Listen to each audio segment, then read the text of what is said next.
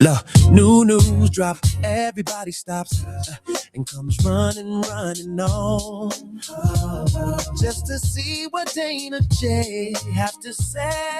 They bring the truth, oh, day by day, only for life. Oh, now here's what you need to do. Jump in live now, see what the receipt man is talking about. Dana J is home and ready to give you flavor. Pull up, baby, cause he on. Jump on in the live now. See what the receipt man is talking about. Dana J is on and ready to give you flavor. Pull up, baby, cause he on. Live and in living color, baby. Your favorite blogger is locked and loaded and ready to go.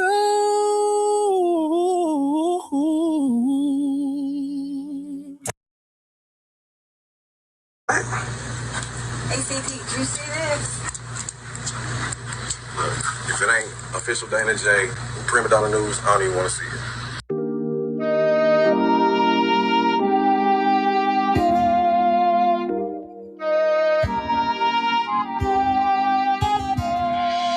Though we don't know what tomorrow will bring us, let's live today. I'm saying just in case. Although we don't know what tomorrow will bring us, let's live today. I'm saying just in case. Dear world, I'm writing this letter in an attempt to make things just a little better. This is about living through life's stormy weather, because the truth is that we're not gonna live forever, and that's my point. Well, let me start with my boy that's doing 15 in a joint. Man, he could hoop, but he loved the street life. Could've went pro, instead he chose the street life. He turned rapper and wrote about the street life, but still could not make it out the street life. And one day he bought a Glock. Wait, now page number 2 will take you to another block. A man and his wife can't get along, all they do is fight. Both too stubborn to apologize, and sometimes it gets so bad they hope each other die. And one day she couldn't take it no more, so she decided to run out of the door. She jumped in the car and swerved off in a rage, and baby, I'm sorry was all over his face. Oh, we don't know what tomorrow will bring us, let's live today. I'm saying just in case. Now that my homie done bought himself a gun, he stuck up some liquor stores, now he's on the run. Do anything to avoid the police. Now he's strung out on drugs and life is getting deep. To anyone, he would do anything. Give him the chance and he'd steal anything. Next thing he did really screwed up his life. But first, let's go back to the husband and wife. Now he's on the phone with his pastor, and she's on the phone with her mother. He tells his pastor the woman is driving me crazy, then swore up and down she's not the same lady. She says, Mama, the man has been treating me so bad ever since we found out that I couldn't have babies. Then Mama says to her, girl, hold on. Pastor says to him, be strong. Oh, we don't know what tomorrow will bring, so let's live today. I'm saying just in case. Although we don't know what tomorrow will bring, let's live today. Saying just in case. Now there's a warrant out for my boy's arrest, cause he done went and stabbed someone in the chest. Man, them drugs just got him breaking all of the rules now. His face is posted up and all over the news now. Meanwhile, on the other side of town, the husband and wife are starting to break down. She says to Mama, maybe I ought to call him. And Mama said, now that's the spirit. He says to Pastor, maybe I should call and say I love her. He say, I'm sure she loves to hear it. Then she gets a call on the other line. It's the doctor saying your test results came back fine. Congrats, girl, you're pregnant. Then she cries, finally a miracle sent from heaven. Now meanwhile, the other side of town, all hell done broke loose and it's going down. Cops chasing Reginald all over town. He's running every red light and driving real wild. Now meanwhile, and this ain't fiction, here is where I need y'all to pay close attention. She's so happy, she calls her husband up. He says, I'm sorry, baby, just as soon as he picks up. She says, I'm sorry too, and I got good news for you. Steve, I'm pregnant and on my way home to you. He jumps for joy, scream hallelujah. hallelujah, thank you, Jesus. While Reginald is still chased by police, she takes the highway, it'll get her there much faster. Reginald on the skyway, chase lasting forever.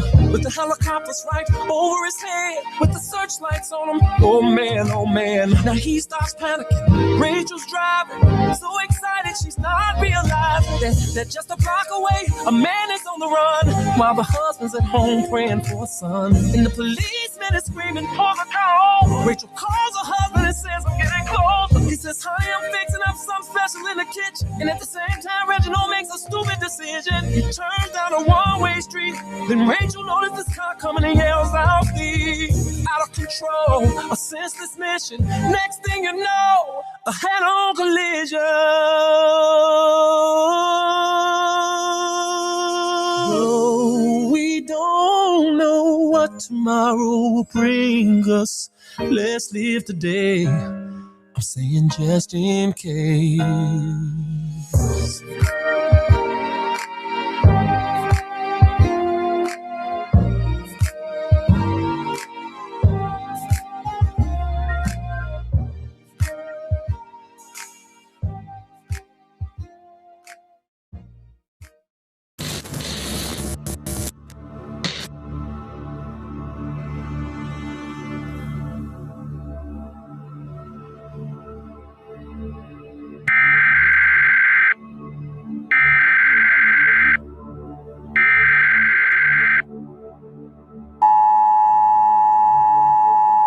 This is not a test. This is your emergency broadcast system announcing the commencement of the annual purge sanctioned by the U.S. government. Weapons of Class 4 and lower have been authorized for use during the purge. All other weapons are restricted.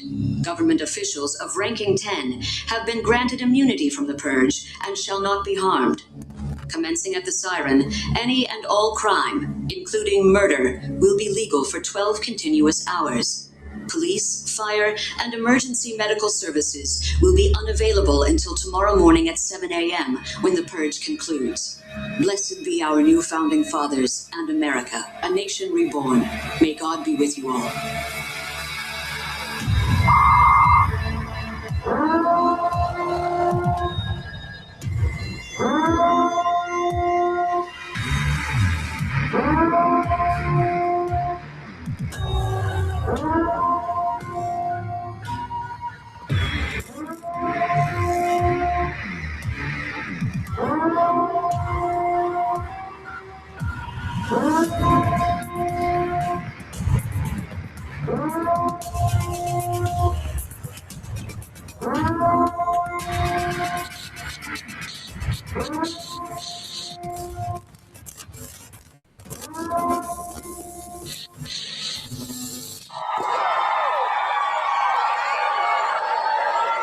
Fuck it, I'm gonna stay right here and do some of the motherfucking show.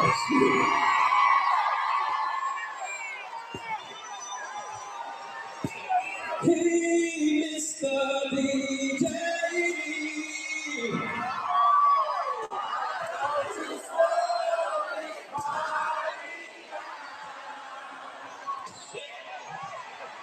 The ladies in here are tonight. And there's one who's caught my eye. I wanna pull her close to me and whisper sweet things in her ear. Oh yeah, because tonight I'm full of fire, baby. Oh yeah, and you're the only one my heart desires.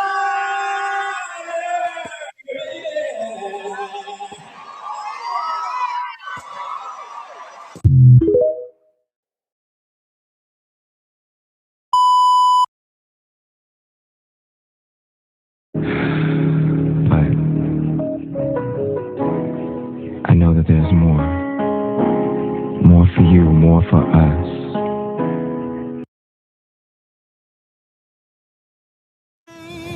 Children, rain all night long. Didn't it all, oh my Lord. Didn't it rain, children? Rain all night long. Didn't it all? Didn't it all? Oh, my Lord. Didn't it rain? You can't run from it. You can't deny it. You can't pass it off. It's your call. God knew what he was doing.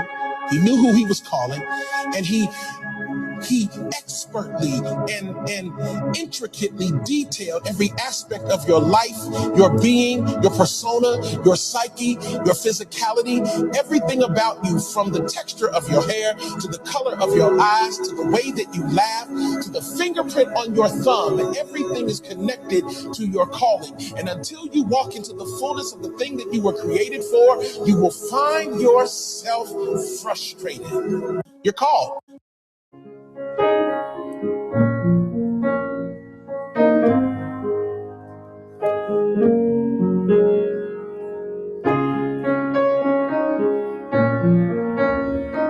You're saying everything they said in that documentary about you is not true. They are lying on me. You are supporting a pedophile. Nothing good about me. I'm just a child molester. The devil. Come on, guys. As long as my breath is going in and out, you know, I try to, even when I get ready to complain, I think about that and I say, you know what? I ain't gonna even say nothing. I just breathe, baby. I breathe on these niggas, you heard me? 20-some women trapped in my house in the basement in Atlanta. Well, first of all, my house in Atlanta doesn't even have a fucking basement. This is my story. The only thing I could do is say what's real and say what's on my heart and give it to y'all like y'all want it. You want the truth. The ladies are here right now.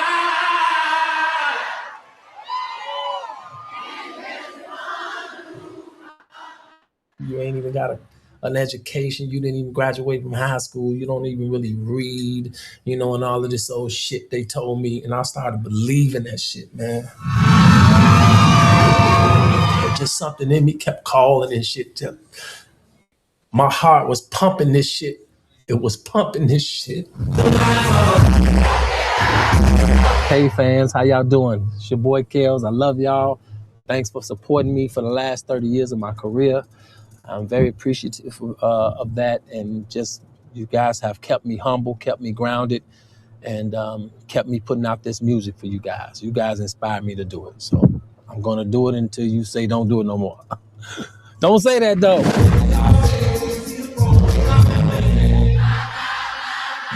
If I met your daughter and I took your daughter out and she was of age, what the fuck am I gonna do? Everybody, put your hands to the sky. You ain't got no money? Shit. Sue R. Kelly. Mute R. Kelly. You are controlling, that you are abusive, that you tell women when to eat, when to go to the bathroom, when they can sleep, where they can dress. I know y'all know that shit is ridiculous, but the crazy shit is motherfuckers, stupid motherfuckers want to believe this shit. This shouldn't be happening. Every level, there's another devil. Whoever you are right now looking at me in my eyes, look in my fucking eyes, okay? I don't give a fuck about this fame shit. I'm a real motherfucker. My main goal is to unconfuse the world about R. Kelly.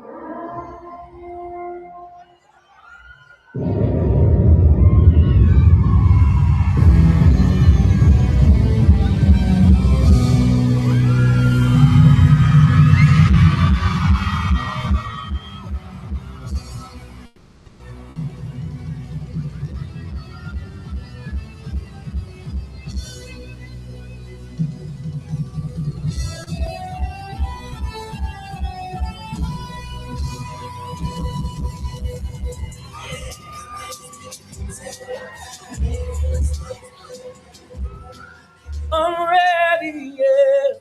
I'm ready, yeah. I'm ready to say what I feel. Keep it real. Say what I feel. You don't know me. Been in my house. You ain't never been in my bedroom. So you cannot judge me. Shit, I was just...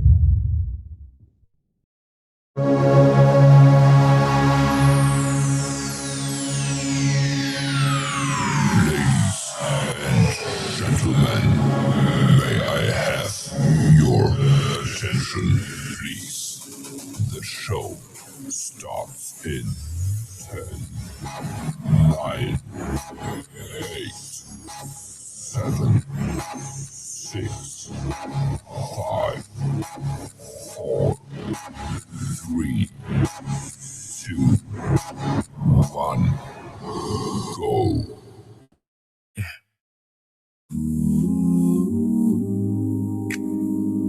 Take a breath.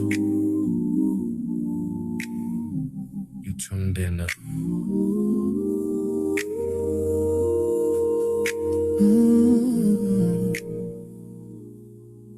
Another day, another story on the way. So much noise out there. Let's clear the haze. Yeah. Dan and Jay's here to bring you all the news. Every story, every voice from every point of view. Current events, real time. You in good hands tonight. This is Dan and Jay. Let's get into it now. Shit, I was just reminiscing about the first time we did it. Talk about tonight. This shit was crazy. My B-A-B-Y tonight, I'ma make it my tonight, I'ma make it my girl. Tonight, I'ma make it my. Been talking about it for weeks about who gon' put who to sleep first. How many times I'ma bust? Who gon' put in all the work? Get plain, just touchdown, so get butterfly. Cause it won't be much longer now till I'm looking in your eye, putting chills up your spine. Glass of wine, red, white, and then that ass in mine. We both grown, so the long drawn out chase not needed. You want it bad as I do, and I can see it. You Staring at me as if you want me right now. Right now. Girl, I know exactly what you need. I know exactly what you need, girl. I've been thinking so many nights I've dreamed of laying you down. Down. Because you're a special lady. Yep. And tonight I'm gonna be making you my baby. My baby, make you my baby. Tonight I'ma make you my baby, my baby, my baby. Tonight I'ma make you my girlfriend, my baby, ooh, baby. Tonight I'ma make you my baby, my B-A-B-Y. Tonight I'ma make you my. Might blast soon as he get in. Soft like linen, your skin is. So I can imagine what it's gonna feel like, and I can't wait till then. Your scent lingering through my whole house. Energy's crazy, I feel it, baby. Don't hold out. Let your head down. Show me that freaky shit you're talking about. Let your head down. Show me that freaky shit you're talking about right now. Staring at me as if you want me right now. Right now. Girl, I know exactly what you need. I know exactly what you need, girl. I've been thinking so many nights I've dreamed of laying you down, baby, because you're a special lady. Yep. And tonight I'm gonna be making you my baby. My baby. Tonight I'ma make you my baby. My baby. Tonight I'ma make you my girlfriend. Oh my baby. Tonight I'ma make you my baby. My baby. Tonight I'ma make you my. Tonight you will be, baby, a part of me. You will be, we'll make history. You will be, baby, sexually. You will be, girl, this chemistry. You will be, that's all eternity. Because you're a special lady. And tonight I'm gonna be making you my baby. Yeah. Gonna be my baby. Ooh. Hey. Gonna be my girlfriend tonight. Girl, you're so right for me. Yeah. My baby. We'll make love through the night, straight through the morning, into the evening. Baby, we'll still be coming. Yes, we will. Ooh. Shit.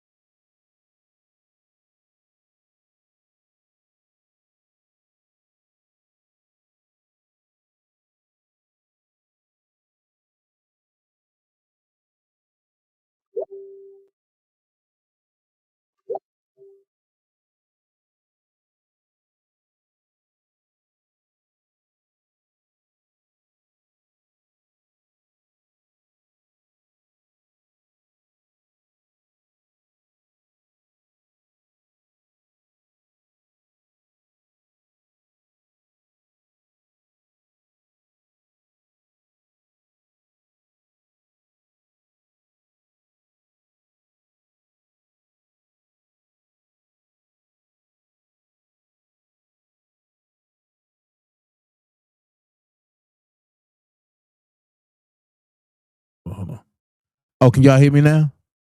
Thank you so much. Thank you so much. So can y'all hear me now? I said, what's up, y'all? I ain't really say nothing. Only thing I said was, if you want to support the channel, you can hit the little box with the $sign in it or the bag with the $sign in it. Nothing too great, nothing too small. Y'all know Dana J appreciate everything, and I appreciate them all. But if you really want to impress me, right, because that's not mandatory, that's voluntary. If you really want to impress me, hit that like button. Go subscribe to my channel and then share me out. In the process, you can join because you know I'm going to be doing some YouTube lives for my subscribers only. That's how it's about to rock in a few.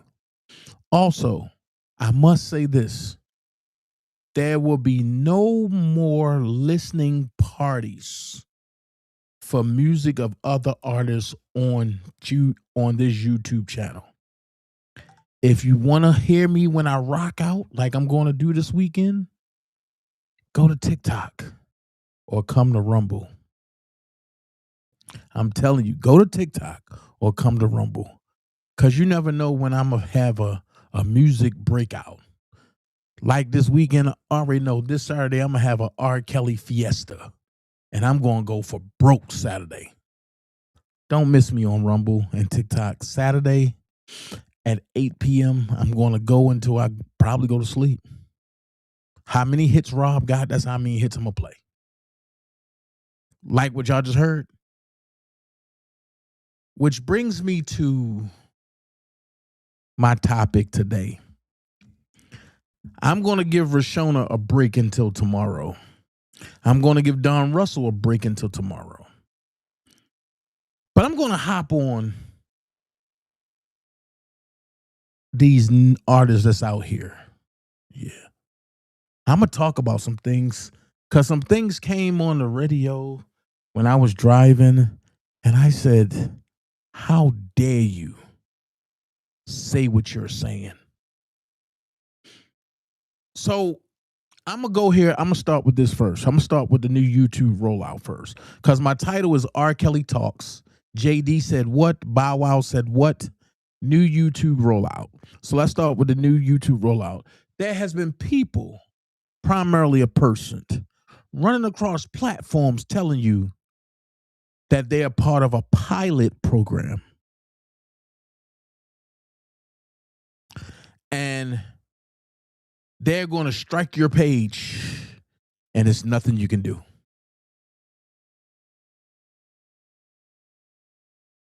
I'm going to say cap.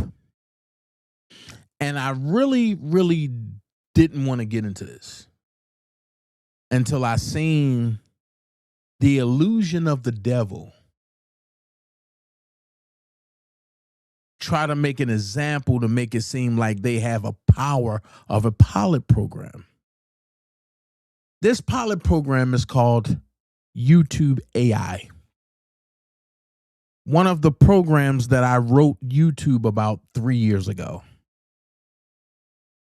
So you know where this is about to go, right? And I'm going to say this. I am one of the main people that's a part of that program. Thanks to a bigger blogger that referred me into the program after I wrote about the program. With that being said, the program will not be operational until February the 6th, 2027. Right now, they are in beta testing. If you try to run an AI scan in beta testing, your channel will freeze. And you're subject to having your channel terminated for false report writing due to the fact, false reporting, due to the fact that the AI channel right now, the AI beta, it will not pick up every aspect of an AI moved picture, video, or thumbnail. So when people say they are part of the new pilot program, hey, Big Baby Pernell. Okay. When people talk about a part of the pilot program, here's what I'm going to say. You might have written to YouTube. You might have got the invite. You might have gotten an invite. And that's all you had to do is fill out a short form. Oops. Is Dana telling y'all what this person wouldn't tell y'all? But that's all you got to do is fill out a short form. And they would tell you one of three things. One, we are full right now. And we will get back with you. And they'll continue sending you the requests. Two, they'll tell you you have to wait 30 days if you're doing it at the beginning. But because it's a 30-day turnaround. And all of us have to agree on certain things. We have to say yeah or nay. And the way they doing it now is majority rules. Hey, Mary Dukes. So that's the second one. Or the third one, they will just outright deny you.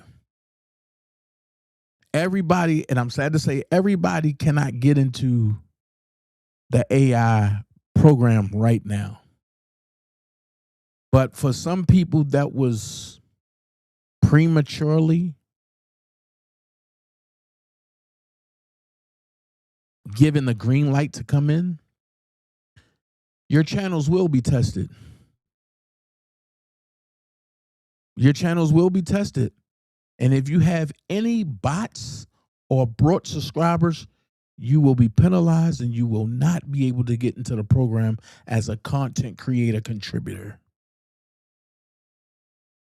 Sorry to bust bubbles.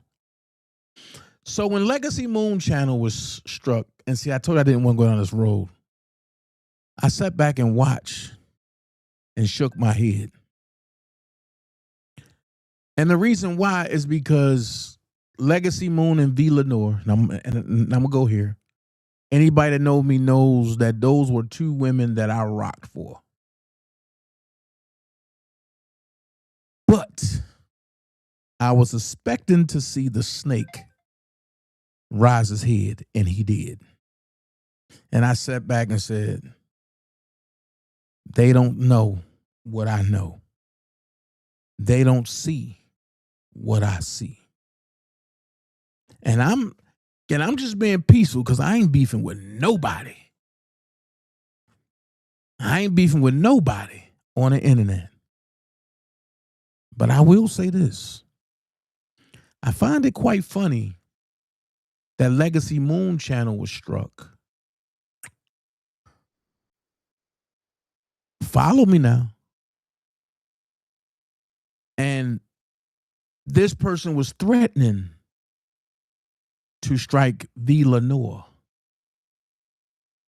But ironically, V. Lenore channel wasn't struck. Only Legacy Moon. Now, let me go backdoor with this. Hey, Georgia girl, let me go backdoor with this. The reason why V. Lenore channel wasn't struck, because V. Lenore know too much. And the person that struck the channel, I'm talking about Scam Likely, the person that struck Legacy Moon knows that she's not tied in with the snake. So the snake is tied in with V. Lenore. So if Scam Likely strike V. Lenore, that activates the snake to have to choose a side and pick. And Sylvia can't afford to put the snake in a compromisable situation right now. If you've been watching this for a while, you know what I'm talking about. If you haven't been watching, you like, I'm trying to catch on. I feel sorry for them two ladies. I do. And I don't have to go on their platforms to say it out loud and do that. I have my own platform. I'm honestly and I'm openly and I'm humbly saying I feel sorry for those two ladies. And I'm talking about Legacy Moon and V. Lenore. Then the minute you say, the minute you see the snake jump out and say, there's nobody beefing on the YouTube streets. I agree with him on that. The minute the snake jump out and say, there's nobody beefing on the YouTube streets, all of a sudden, the scam likely leader tries to pick a fight with the snake's nemesis. Dirty work. Dirty work. Then scam likely leader sits up there and say, anybody that talks about the court case with the tracker, she's going to strike. Well, I'm going to talk about that case. A lot of other content creators are going to talk about it too. And then she said something that she have no knowledge about. She said that case is over with. There's no proof.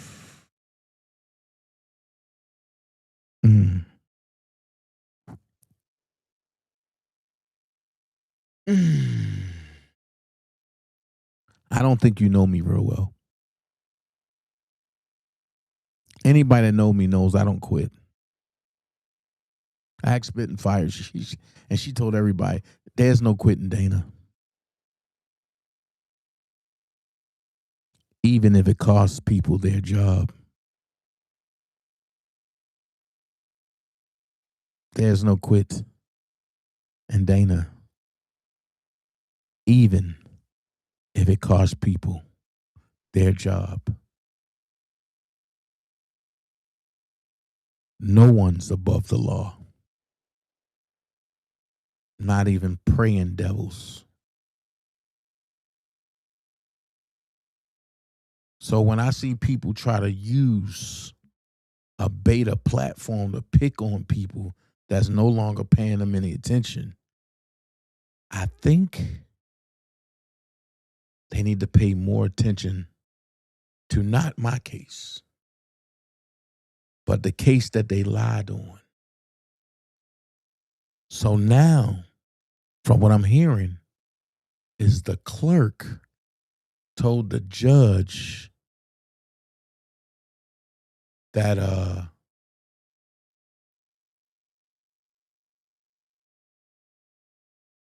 Wisdom's daughter was served properly? How would the clerk know when you the one that tried to serve Wisdom's daughter? When you the one that got on YouTube and said, oh, she dashed for New York on the day that I served her. When you the one that made a spectacle out of your situation just to get funds. Now you want people to not talk about the $42,000 that you collected for a dude you don't even know. And when they brought it to my attention, I said, are you surprised? This is the same playbook for R. Kelly. And you know what they say? Oh, she was a supporter of R. Kelly. She was never a supporter of R. Kelly. She found a way to make money off of R. Kelly. Because when you're a supporter of R. Kelly, you don't waver. You don't run. When times get hard, you keep fighting. You don't go to the other side and then try to scam R. Kelly while the other side is validating what you're doing. The good Lord sits high and look low. and see that you ain't none of him. But then you get on your channel and you want to hold prayer. But then when that's not bringing in no more funds, then you saying hell with the prayer. Hell with the prayer. What up, Marcus? So can y'all hear me? So can y'all hear me? So with that being said, the guy that's in jail for whatever crime he is, I don't follow it. I don't know. All of a sudden, she want to collect money for that guy. Now, you know what some people going to say? Well, Dana, you don't know the truth about that. That guy might have asked her. So my response to that would be, are you going to ask somebody that you don't know to raise money for you when that person has already told you that the name on her page is her name? When the money come across, she determines what she wants to do with it. Did y'all forget that? Or was that just something that you just threw out your mind? See, I don't forget none of that.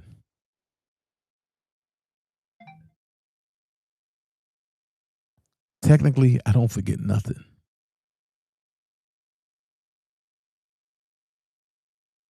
That's why when people decide to come to my channel and they want to go live, it's because I don't forget. And when I say this reminds me of a situation with R. Kelly, and people tell me, oh no, Scam Likely Leader ain't never do nothing like that. Thanks, Marcus, for the 5-piece. Marcus said, Dana, will Rob get the new trial approved on March 18th?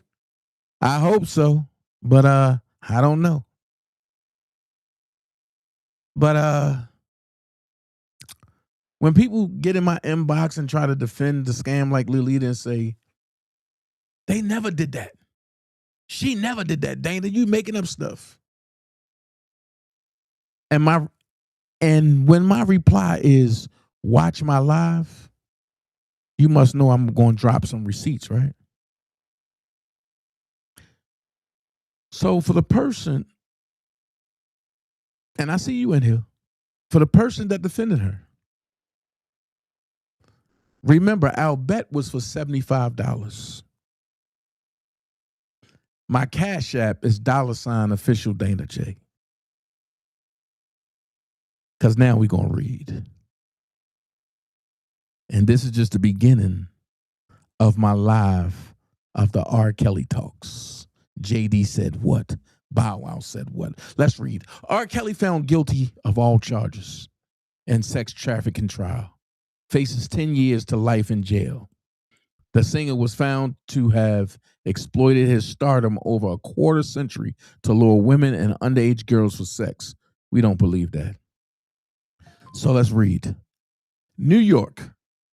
R. Kelly was convicted by a federal jury on Monday in his sex trafficking trial, where prosecutors accused the R&B singer of exploiting his stardom over a quarter century to lure women and underage girls into his orbit for smex. Jurors in Brooklyn federal court deliberated for a little more than a day before voting to convict the 54-year-old Kelly on all 9 counts he faced after a 5.5-week trial. Kelly kept his head down as the verdict was read, with his face shielded by a white mask. A woman watching from an overflow room cried as the verdict was read, as did others who had waited to learn Kelly's fate in a park adjacent to the courthouse.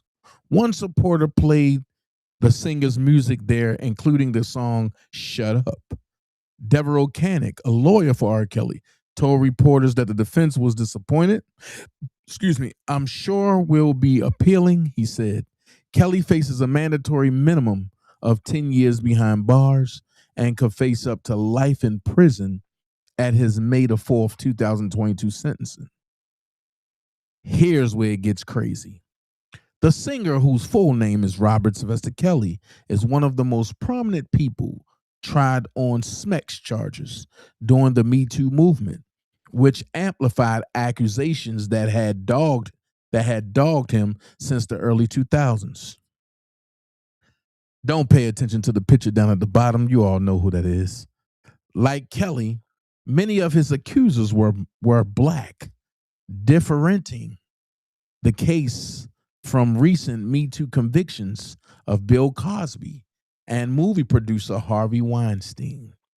Cosby's conviction was overturned in June. Kelly also had black supporters. One, Sylvia Tumasimi, said in an interview that the verdict left her angry, upset, and seeing that this is white America. After she had attended the entire trial, I am going to do what? I'm going to raise some money for him to try to get his appeal process started, said Tumasimi from the state of Georgia. I'm going hard and I'm not giving up. I'm not. Kelly had been charged with 1 count of racketeering and 8 counts of violating the Mann Act, which prohibits transporting minor people across state lines for prostitution. But I want to stop right there. And I want to talk about this line. I'm going to try to raise some money for him to try to get his appeal process started, said Tumasimi from the state of Georgia. I am going hard and I'm not giving up. I'm not. So when I see stuff like this, my Cash App is open to the young lady that wanted to defend her, that said I didn't know what I was talking about. One thing you're going to learn is you never debate the receipt. You never debate the receipt man. I ain't going to talk about something I don't know about. Now, what get me is this right here.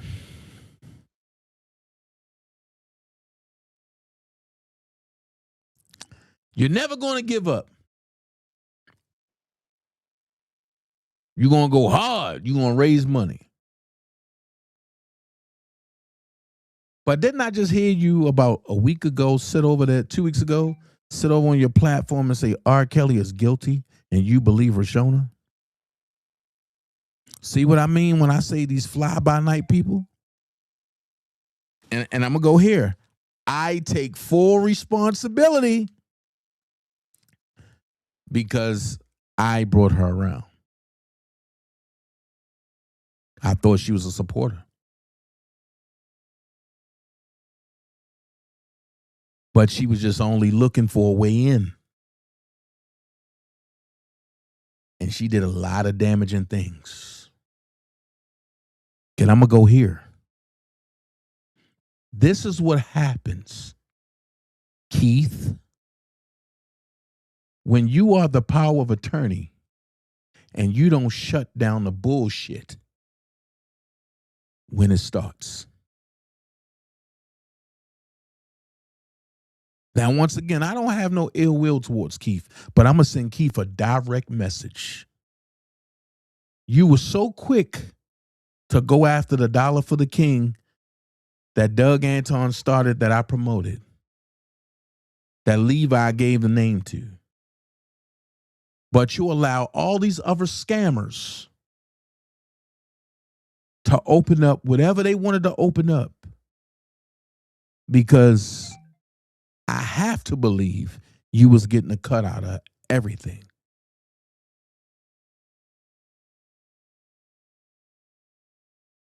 Now, the problem is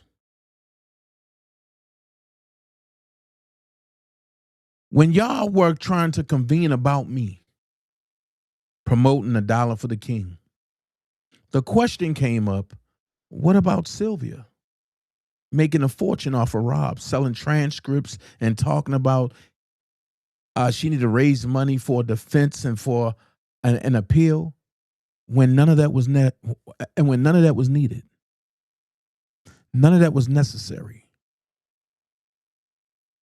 And your words, Keith, was just let her do it. She ain't hurt nobody. See how this go full circle? I told you. I'm about to be Chicago's worst enemy. Because can't none of them niggas in Chicago say that didn't happen. When there's credible people that sat there and watched it come out of your mouth and just shook their head and walked away.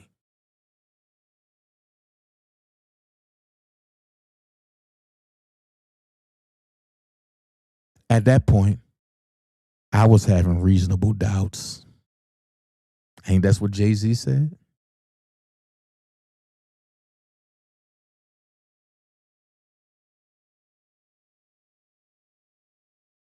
And I get it. I'm too wild. I'm too crafty. You never know what's going to come out of my mouth. You're right. But one thing you would never say is that I scammed R. Kelly. One thing you can never say is that I scammed my friend. I scammed my brother.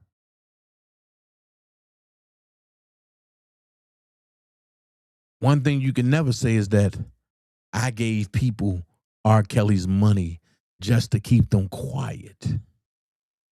And I ain't talking about people that was on the stand either. I'm talking about the same people that said Rob ain't look out for nobody. Let's get off that. I'll reserve that to the 18th. Determines, whatever happens on the 18th, determine if Dana go rogue and say screw Chicago and go straight CM Punk, or if Dana don't say nothing at all.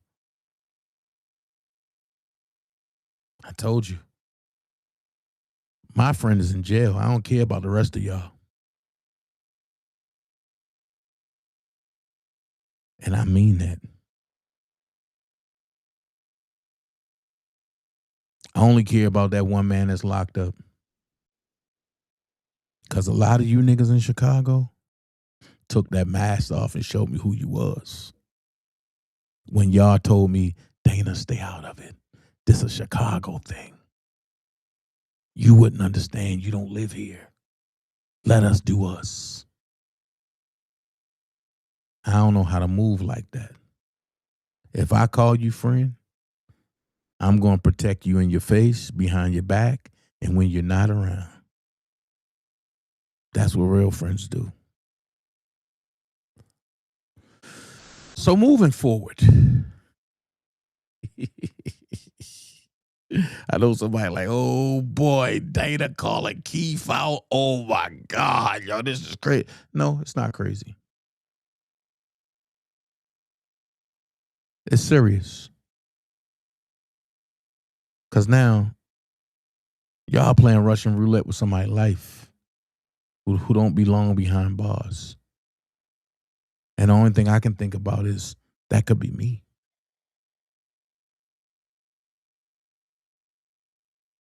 Well, Kazoo, yeah, you're right. He in prison, not jail. You're right.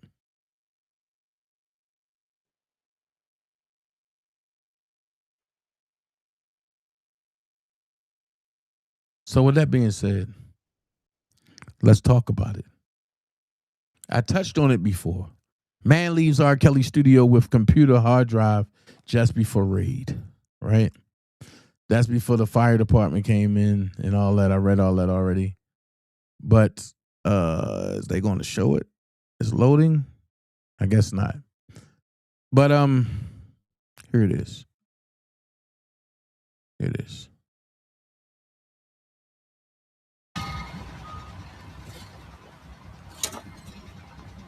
You work for R. Kelly?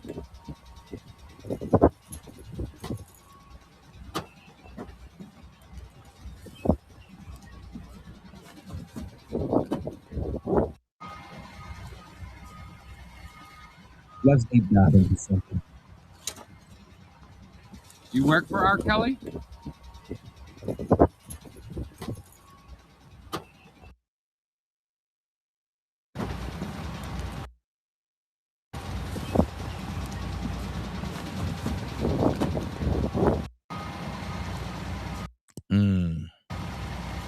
This person looks very familiar to me.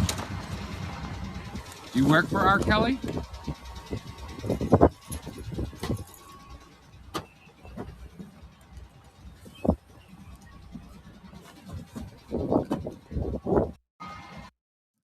That person looks very familiar to me. Who could it be? It could be a toss-up. I know exactly who it is. But like I said, I'm going to reserve things back until the 18th.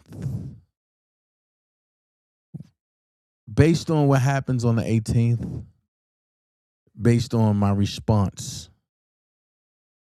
if I go rogue or not. You know what I mean? So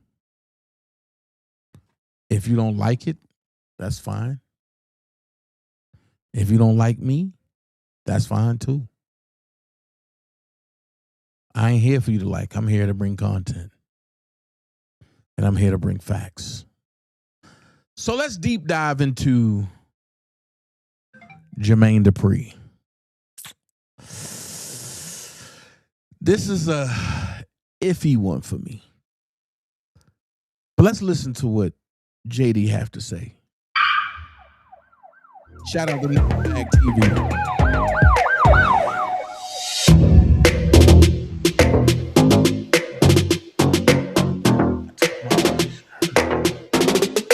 Jermaine Dupri speaks on R. Kelly's ban and Teddy Riley's dispute with Keith Sweat. What's up, y'all? Okay, so I'm jumping on here really quick because yesterday I posted this Rolling Stone greatest R&B songs of the 21st century,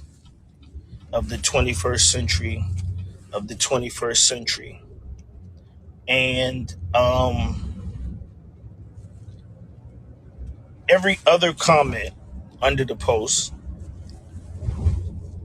people are saying you can't have an R&B list without R. Kelly. Mm-hmm. And Before we got our what up, Gemini? What up, Gemini? Mm-hmm. That's facts. You can't have an R&B list without R. Kelly. Mm-hmm.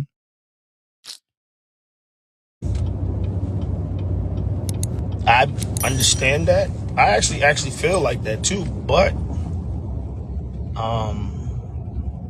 due to R. Kelly's situation, a lot of y'all act like y'all had banned R. Kelly and people didn't want to play R. Kelly records in the club and all kind of shit. DJs scared to play R. Kelly, this, that, and the third. Then last week, Teddy said something about him working with R. Kelly or trying to do something, a record with R. Kelly, if he came out and he would work with him. And from my understanding, everybody went nuts, right? He said it, I think, in the LA Times, and he had to retract his statement. And people, he got back on here and said, he wouldn't do a song with R. Kelly. And it's confusing to me, like, at this point. It's like, are y'all banning R. Kelly or y'all not banning R. Kelly? Is R. Kelly, are we keeping R. Kelly music-wise alive? Or are y'all, you know, because I don't know, everybody in the comments, that's all I keep seeing is like the list. And it's what's crazy about it is that what's crazy about the list is that it says what people are saying is like you can't have an R&B list if R. Kelly's not involved. And all of y'all already know how people and what people are doing and treating R. Kelly. So I don't know. I mean, I'm saying like what is um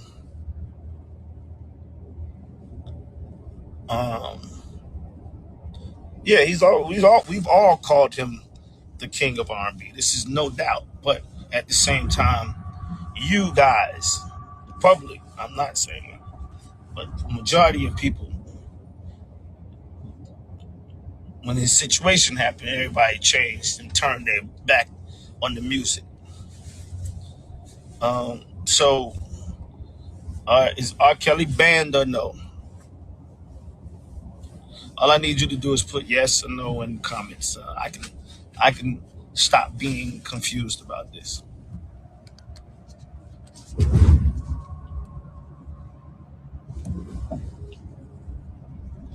Skills. I'm talking about my post about, you know, the top 10 greatest R&B songs Rolling Stone magazine put out of the 21st century, and everybody in the comments is saying you can't have an R&B list without R. Kelly. First of all, R. Kelly would only have 2 songs in that list if that was actually what we're talking about, which would be Step in the Name of Love, and I think Ignition. Ignition is one that really should be on that list. Ignition is one of the greatest R&B songs ever made. One of the most creative R&B songs ever made.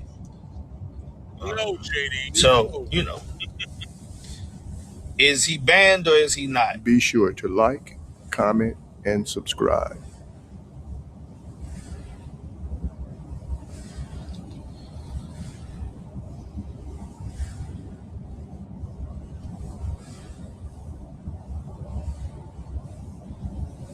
Okay.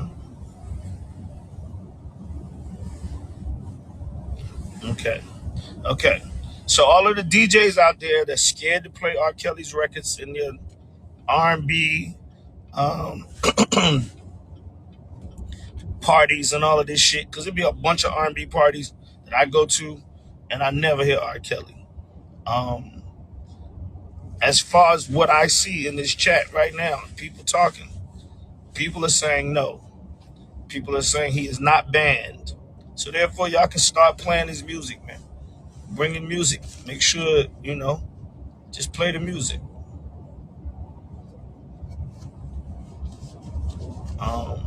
That's the first thing I want to talk about. The second thing I want to talk about. We ain't going to the second thing yet. We're going to stick with the first thing, JD. So I'm going to ask you on the chat. Can that be an R&B without R. Kelly? Yes or no? Can that be an R&B without R. Kelly? Yes or no? Second thing. Could there be something more sinister behind JD's reason for only saying Step in the Name of Love and Ignition should be the only songs to chart from R. Kelly?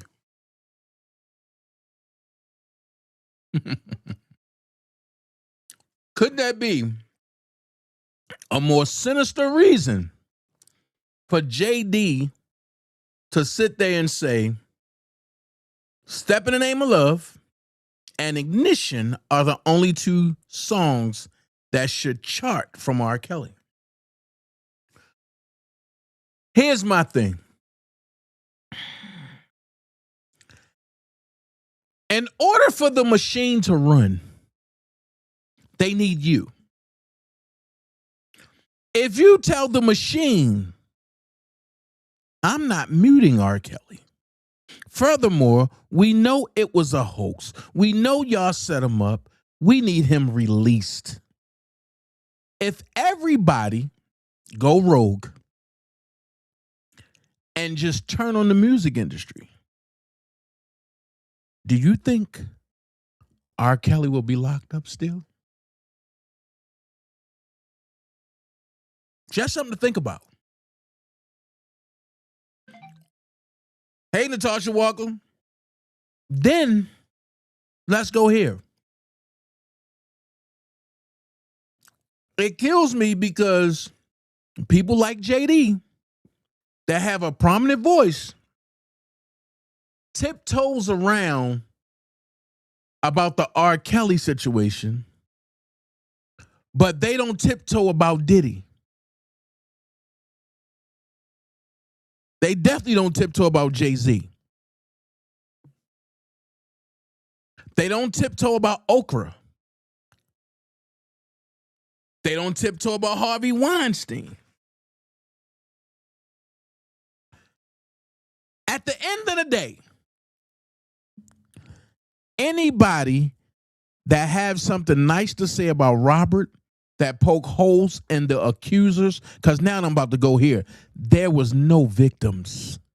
And you know they're going to say, oh my God, they ain't a victim bashing. Come confront me and show me a victim. You show me a victim, I'm going to show you a liar.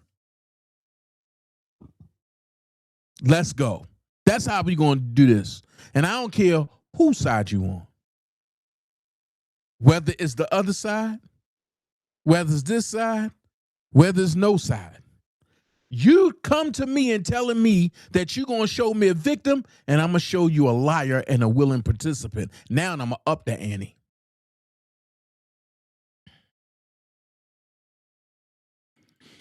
But Dana, what do you mean about something more sinister? Well, I'm going to let Bow Wow explain it. Uh-oh. Dana, are you telling me that there's something else going on behind the scenes? It's always something going on behind the scenes. Always. But shout out to Dialogue. They dropped this interview, and the interview goes like this. Yeah, when you came out with that, man, you became real big, man. But I'm a flirt, right? What was the situation with that? Because I know some people feel like, R. Kelly, he took that song from you and he put T.I. and T-Pain on it. Yeah, so we go to Chicago. Well, did I go to Chicago before? Yeah, okay. So I might have this mixed up. I don't know if we went to Chicago because Chris came with me to Chicago when I went to go rock with Kels and vibe. And then we went and played basketball, the infamous R. Kelly stories in Chicago. He don't pass the ball to nobody, keep the gym open all night, after the club, more basketball. But either way it went, flew to Chicago to vibe with Kels because he's one of those producer songwriters that, the record comes better, if you get a feel for you, kick it with you, understand what type of artist you are so that he can kind of write from your perspective. You know what I mean? And so Lil Ronnie, still my man, shout out to Ronnie. He got Kels on the phone, like, yo, I got the opportunity. We can work with Kels. I'm like, get the fuck out of here. Nigga, like, nigga, you serious? Nigga, R. Kelly on the phone. I'm like, get the nigga, stop fucking playing. Because we working on my album at the time. We at his house and we working nonstop, right? We hands on. And at the time, JD was a part of it. But this is the first time where I'm stepping out on my own. So this shit feel good. I want to prove to my pops that I can do this shit with him or without him. It don't matter. It's a win-win. So, but Jermaine was definitely a part of this album. And we're going to get to that in a minute. But Kel was like, yo, what's up? Like, what's up, Al? Like, like, check this out. This Rob, we gonna do something real special. We gonna get in the studio. We gonna make this thing happen like that. That's how he be talking this shit. So Right. I'm like, yo, we said, I'm thinking, how we gonna, put this thing together. And give me a minute. I got the beat from Ronnie. I'm gonna put something together. Give me about like 10 minutes. I'm gonna call y'all back. And we should have something. That's exactly how it went. Boom, he hang up. I'm me, but a lot of people don't know I'm a big fan of R&B music. You know what I mean? That's why a lot of my records got categorized as like R&B, hip hop. You know what I'm saying? But I'm like, man, what are you gonna do to this beat? Because the beat's so special. My called back like, I got it. Oh, just made a baby in it. And that's a boy. It's a boy. We got it hit. I mean, this motherfucker called back quick. You know what I'm saying? Right. So when we got the record back, my mind blown, because me and Ronnie was sitting here trying to work on this record, like we knew the beat was special, we knew it was a single, but we wanted it. Sometimes you hear a beat and you like, this shit gotta be perfect. The words gotta match because we know it's a hit, but now the words gotta go to it. When that motherfucker sent that shit back and said, I'm a flirt. As soon as I see her walk up in the club, I'm a flirt. Sometimes when I with my chick on the low, I'm a flirt.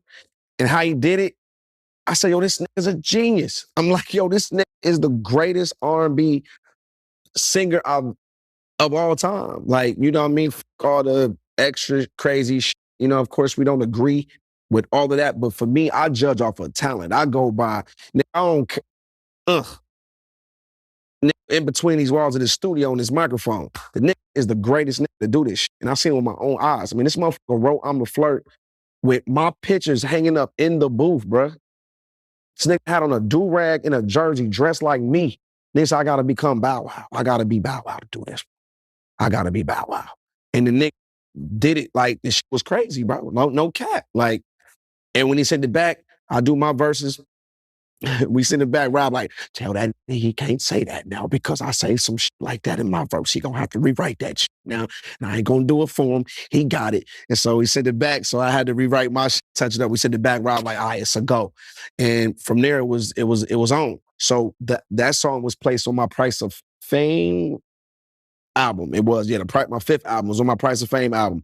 So then, underrated album. Yep. So then Kels calls and he's like, yo, what y'all gonna do with that record?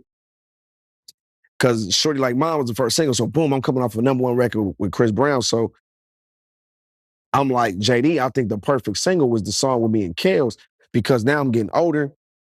I got the ladies on lock. Nigga can't fuck with me when it comes with the ladies. They can't. Just can't. I got this shit.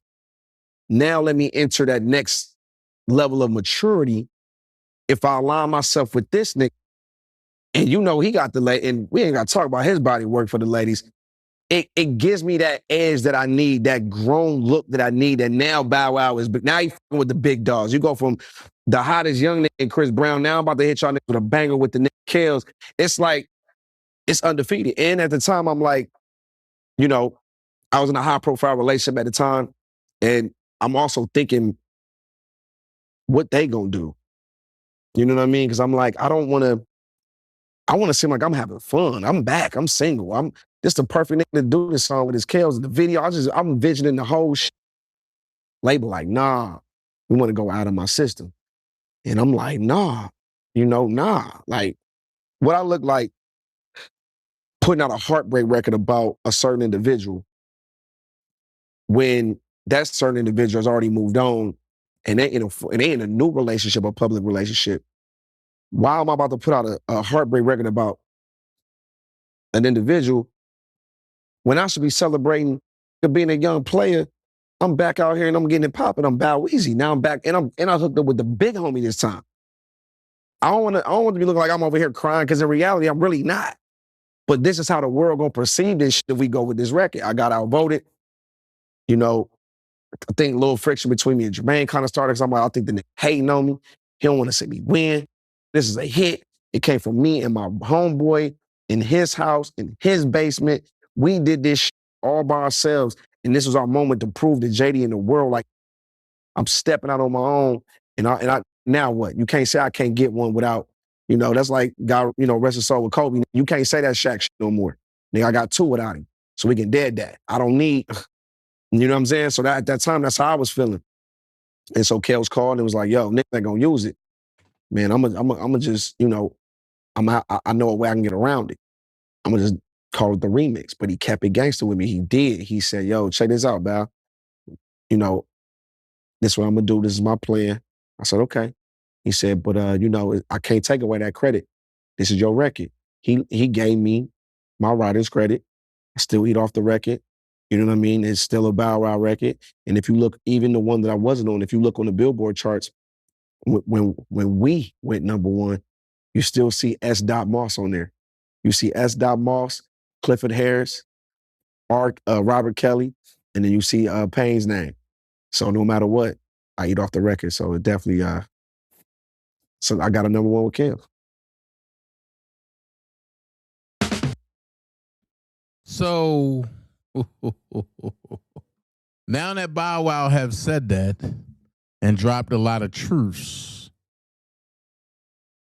could it have been that the music industry couldn't afford a person like R. Kelly to run it because he would evenly distribute funds and things the way they need to be?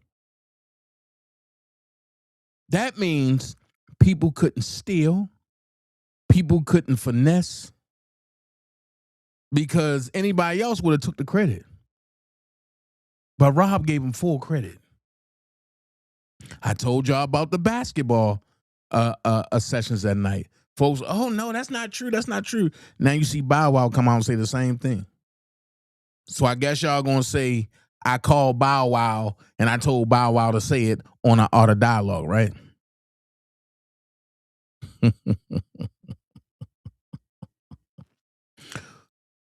With that being said, Bow Wow said something that a lot of the haters take out a mischaracterization of Robert. They will say, oh no, the R album is about underage kids. But you heard Bow Wow say, yeah, man, I got a hit, man. I got a hit. And we gonna make a baby, and it's a boy. So now that we know that he's talking about music the whole time, the people that ran and smeared his name and said that he's talking about underage girls, will they come public and say, we honestly didn't know what Robert was talking about? Because now that we see Bow Wow talk, we see Dana J talk, and we see Kip talk, we see Prima talk, and we see Avad talk, and we see other folks that's fighting for Robert still.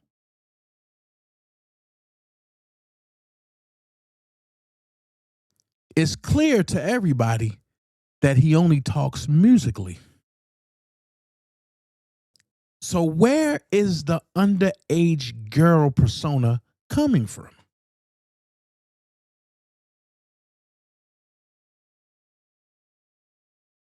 So now when you listen to I Admit, it have to hit different because now he's talking about the things that people know nothing about.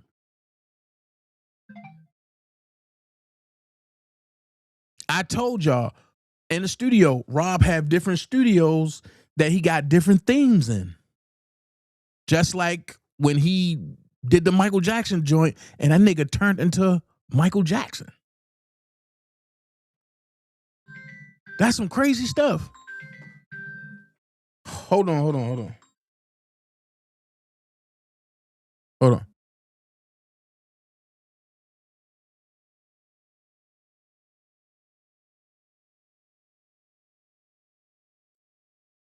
Hey, we got a guest, y'all. Hey, what up, Sharon? This is very good that you brought this up because this is really what is a sort of a tug of war right now on social media. Do we play Robert's music? Do we not play Robert's music? Is he banned? Is he not banned? And people unanimously want his music. They want to hear his music. That's all we signed up for. We didn't sign up for the 304s and they woe is me stories. We didn't sign up for their bullshit ass stories and their whatever. We're here for his music. And I don't like that people that had a sexual relationship with him then want to go and write a book and tell a story that is none of our business in an attempt to not only smear him, but get everybody to stop listening to his music so they can be famous because they had sex with him. That's crazy. Every single one of them did that. Every single one came out to trying to make money with their woe is me story. I don't care what happened to you, quite honestly. I'm not here for you. I'm not here for Drea. I'm not here for Shorty. I'm not here for none of them. We're all here because we love this man's music. That's why everybody is paying attention to this story. And it's the same with Diddy. We love the body of work that these men have done. I don't. And okay. I don't like Diddy body of work. Well, there's a lot of people that do. Right. And his contribution to the music game is just as important as anybody else's. That's why his story was so big. What up, bro? You know what I'm saying? When you bring what up, Kip? A high level of creativity and work and everything to the masses, and they respond to that, that's what they love you for. How you made them feel, how your music helped them in a dark time or made them feel happy when things were sad or helped them get through things. God gifted them with that talent, and no one should have the right to come in and try to tarnish anyone's view of Robert Kelly or Diddy or anybody else that's going through something legal. Well, I'm going to say this, Sharon. They're not trying to mute Diddy. They never was trying to mute Diddy. They only want to mute Robert.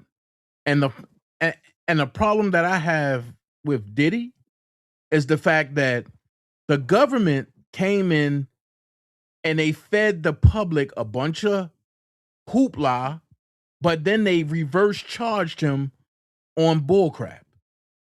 They didn't charge Diddy with half the stuff they said they was going to charge him with. However, with Robert, they overcharged Robert and threw dung on the wall, hoping that it'll stick. And what they did was they made up falsifications and they made up lies. On top of that, they got parents to come to New York and give witness impact statements and put on a finale and put on a show, and nobody called anybody out. And the minute you call Ann Donnelly out, you cannot go back into the courtroom. And I'm not talking about something that I heard. I'm talking about what happened to me. Because when I first got to— What parents gave impact statements? What parents? Faith Rogers' mama and dad gave impact statements. And they were very nasty. Did the Savages? No. They were there for a couple days and they left. However. So just the Rogers then. Right. It was the Rogers. It was a Javante Cunningham and a bunch of, matter of fact, Javante Cunningham, and it was Lizette. However, when I first got to New York and they told us to line up and they seen my name, they said, "We've been waiting on you." And I said, "Huh?" And they told me word for word, "You cannot say nothing about Ann Donnelly. You can't say nothing about the officials in the court. If you do, you won't come back." My question is, I did nothing to nobody, so why would you single me out? Was my voice the loudest voice? Or could it have been, as Kip said, that they really wanted to get me hemmed up in some stuff, but they didn't have nothing to get me on? The same thing that I'm going to say now. If you're going to say Robert used his talent to coerce underage girls and women, how was he able to perform, record, and perfect his craft? That's a lie. And when people start standing up and start pacifying these SOBs, and when people start really putting boots to the asses, then we're going to have a revolt out here. Until then, it's going to be a passive-aggressive slap on the ass and keep on going. I'm tired of it. Yeah. Well, that's why it's important that we put the truth out there. That's what I do all the time. Yeah. I listen to a story objectively. And I listened for inconsistencies in your story because I wasn't there. So I don't know where the truth lies. I'm not going to call you a liar. I'm going to listen to what you say. And when I hear inconsistencies, I'm going to point it out. When I hear lies, I'm going to point it out. When the story doesn't add up, when things don't match, I'm going to point it out. And you're going to convince me where to go with your story. That's how it was with Rashana for me. I was in the middle. I don't know where to go with this. Listening to her audiobook for free, which we listen to for free, because you can download it and listen for free. You hear the stuff that she said her father said. That's not how a father would respond if his daughter was a 14-year-old in a tape getting peed on. Facts. That's not how he would respond. Facts. Nowhere in all these chapters did you thank your auntie Sparkle? And she was the only one looking out for Shorty? That doesn't add up. The whole book was who's watching Shorty? She did this whole little paragraph on how all the people that worked for Robert saw her there and they knew what was going on. They saw her there basically hidden away. They knew what was happening to her, but no one did anything. So I have a question, Sharon. Yeah. Not to cut you off, but I got a question. Did you see anything happen to Shorty? I saw Shorty sitting at the counter with me while I cooked in broad daylight and babysitting Joanne and playing around with Joanne and whatever other kid was over there while Drea and the other dancers were dancing. Yeah, we saw Shorty. We saw Shorty doing what Shorty was doing in terms of interacting with everybody else in the house. What we didn't see was Shorty calling that man 100 times a day, trying to get close to him. We didn't see her cutting school, running her ass up to the studio, pretending she's there to see her father because she was starstruck. And I don't believe she was on the sex tape. After listening to her audiobook, in her words, based on her recounting what her father said, what her mother said, how she was responding to Sparkle, I no longer think she was even the 14-year-old in the tape, or if there was even a tape. Okay. I wasn't sure. Okay, so I wasn't sure. Go on. Oh, I'm about to say, do you believe that it was ever a 14-year-old on the tape? I don't know. Never saw it. Okay. I never saw, and that's why I can only point out what I saw. My understanding was there were multiple tapes out there. I don't know what people saw. I don't know what they were looking at. I'm assuming she knows what she looks like. So I don't know. What I did, here's where I stood. I stayed in the middle, but I knew for a fact Drea was lying. I didn't know why. I knew for a fact Sparkle was lying. I didn't know why. When it came to the tape, I know what Robert told me. I know Sparkle was lying, but we didn't, because Shorty never talked, you don't have anything. And Robert never talked, so you don't have anything. What I know is I saw a tape. There was no minor on the tape I saw. There was a person that could have passed for that age, or they could have been 19. I don't know. The FBI couldn't identify the person. but I don't seek out child pornography. So I happen to be someplace where they were showing it. I don't believe, after listening to her, that there was ever a tape with a 14-year-old. Because once I hear her story, I got to go back and look at what Daryl McDavid said on the stand when he said Barry Hankerson tried to pay people to say they were underage. I've got to look at what Demetrius said when he said he took Tiffany Hawkins to Susan Loggins and they tried to get a check. I've got to look at Sparkle, putting the tape out. But if you thought this was your relative, you wouldn't do that. If you believe this was a 14-year-old family member, you would have never done that. At no point did Sparkle ever say, I regret that tape is out there. I hate that my niece is being exploited like this. Nothing. So nothing was adding up. So I'm really glad Shorty wrote the book.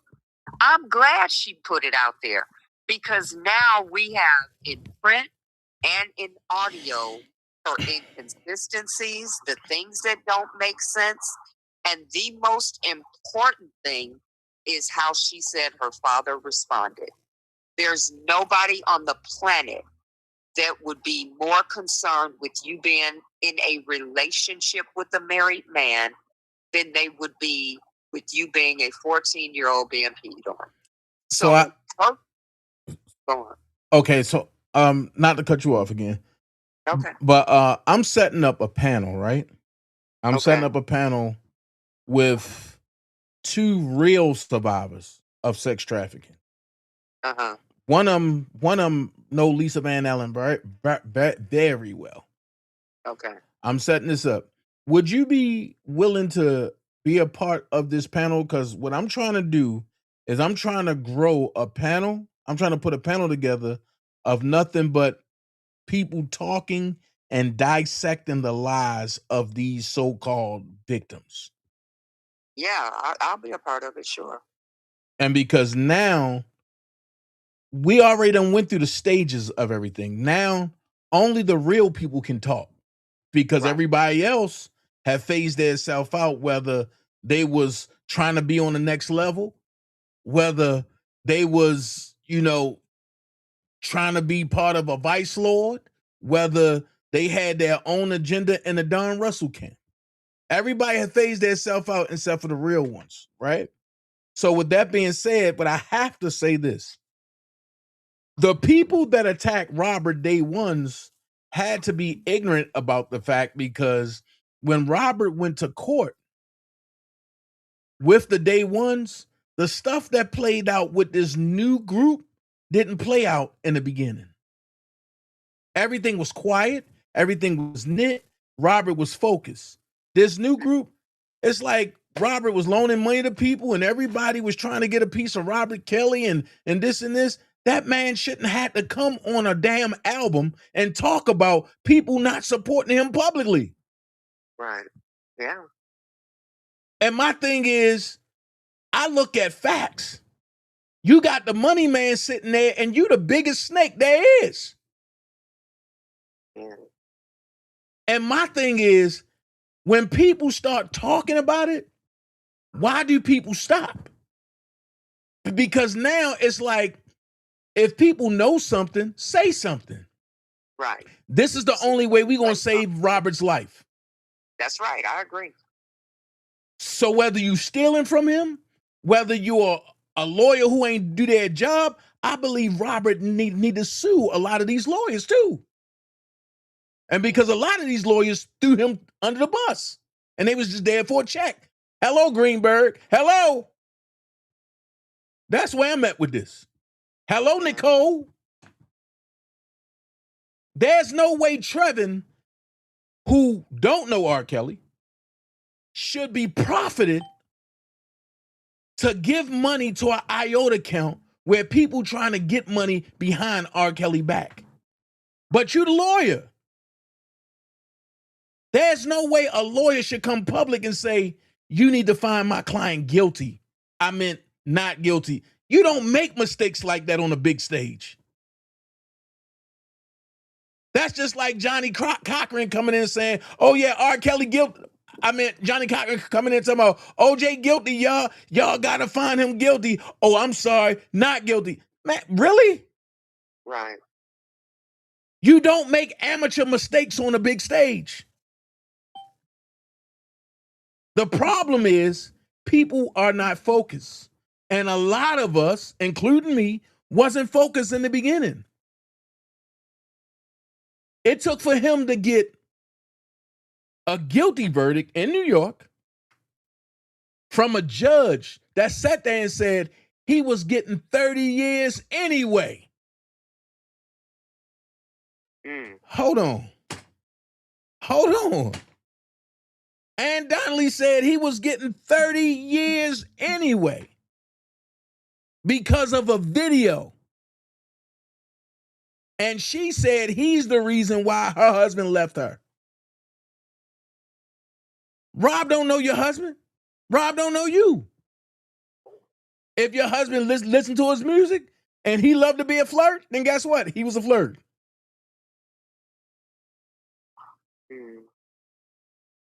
So my problem now is I'm tired of people that's jumping on platforms talking about, oh yeah, I knew Robert and this and this. Okay, you knew Robert, right? But when Robert needed you, did you answer that call? I'm tired of people talking about, I'm related to Robert, but what? If you related to Robert, call out the niggas that's helping. I mean, call out the niggas, but that's hurting them. Yeah, I agree with that. But no, everybody want to sit back and party with these niggas. Listen, I don't give a damn who don't like me.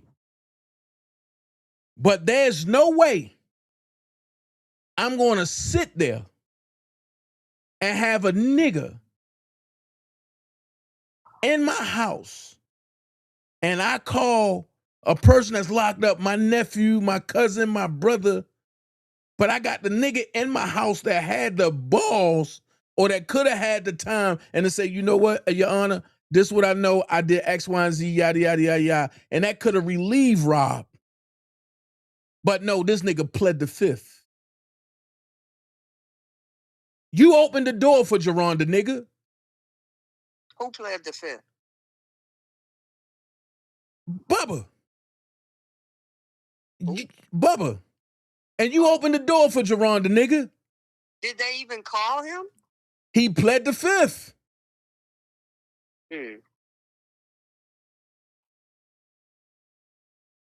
It's a lot of things that went on in New York that I never knew you can do. I never knew he took the stand. He never took the stand. He told them beforehand, I'm pleading the fifth, and they took it like that. Because he didn't want to combat Geronda. Why? Who called him, the government or the defense? That part I don't know, but I think the government. Because the defense ain't call him. Yeah. Because Keith and his alias didn't want to call nobody. They wanted to call 5 people. Let's keep it real. The 5 people against 50 people, what is that going to do? Yeah.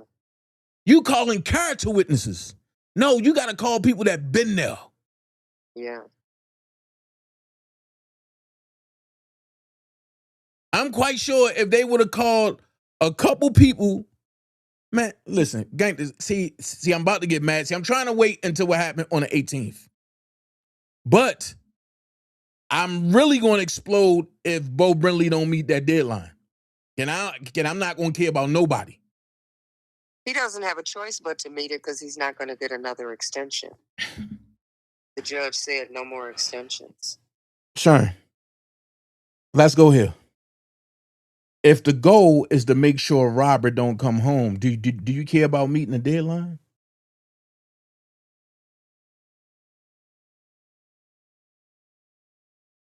At the end of the day, do I know Bo Brinley? No. But from what I see, it's not credible to me. And from what I know, I don't like it. And for the third thing is a conflict of interest. Because now you trying to defend Rob. Don't care who brought him in, but trying to defend Rob when you was against him in court. How was he against them and they were on the same side? No, they were booked for the same side. But when what is her name? Shoot. It's on the tip of my tongue. What is her name? Yeah, and when Bon Jean called for the severance, her and Bo Briley had a dispute. A major dispute. And Bo Briley was trying to throw Rob under the bus. And let's be honest, that $1 million lawsuit that Daryl McDavid got out on Rob is still open. What is the $1 million lawsuit for? Because Daryl McDavid claims that Rob ain't pay him. And the same thing a lot of these other niggas in Chicago saying, Rob ain't fulfill his contract. I am so tired of the entitlement.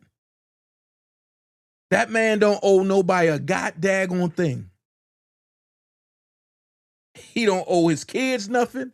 He don't owe his parents nothing. He don't owe his brothers nothing. He don't owe his cousins nothing. He don't owe his friends nothing.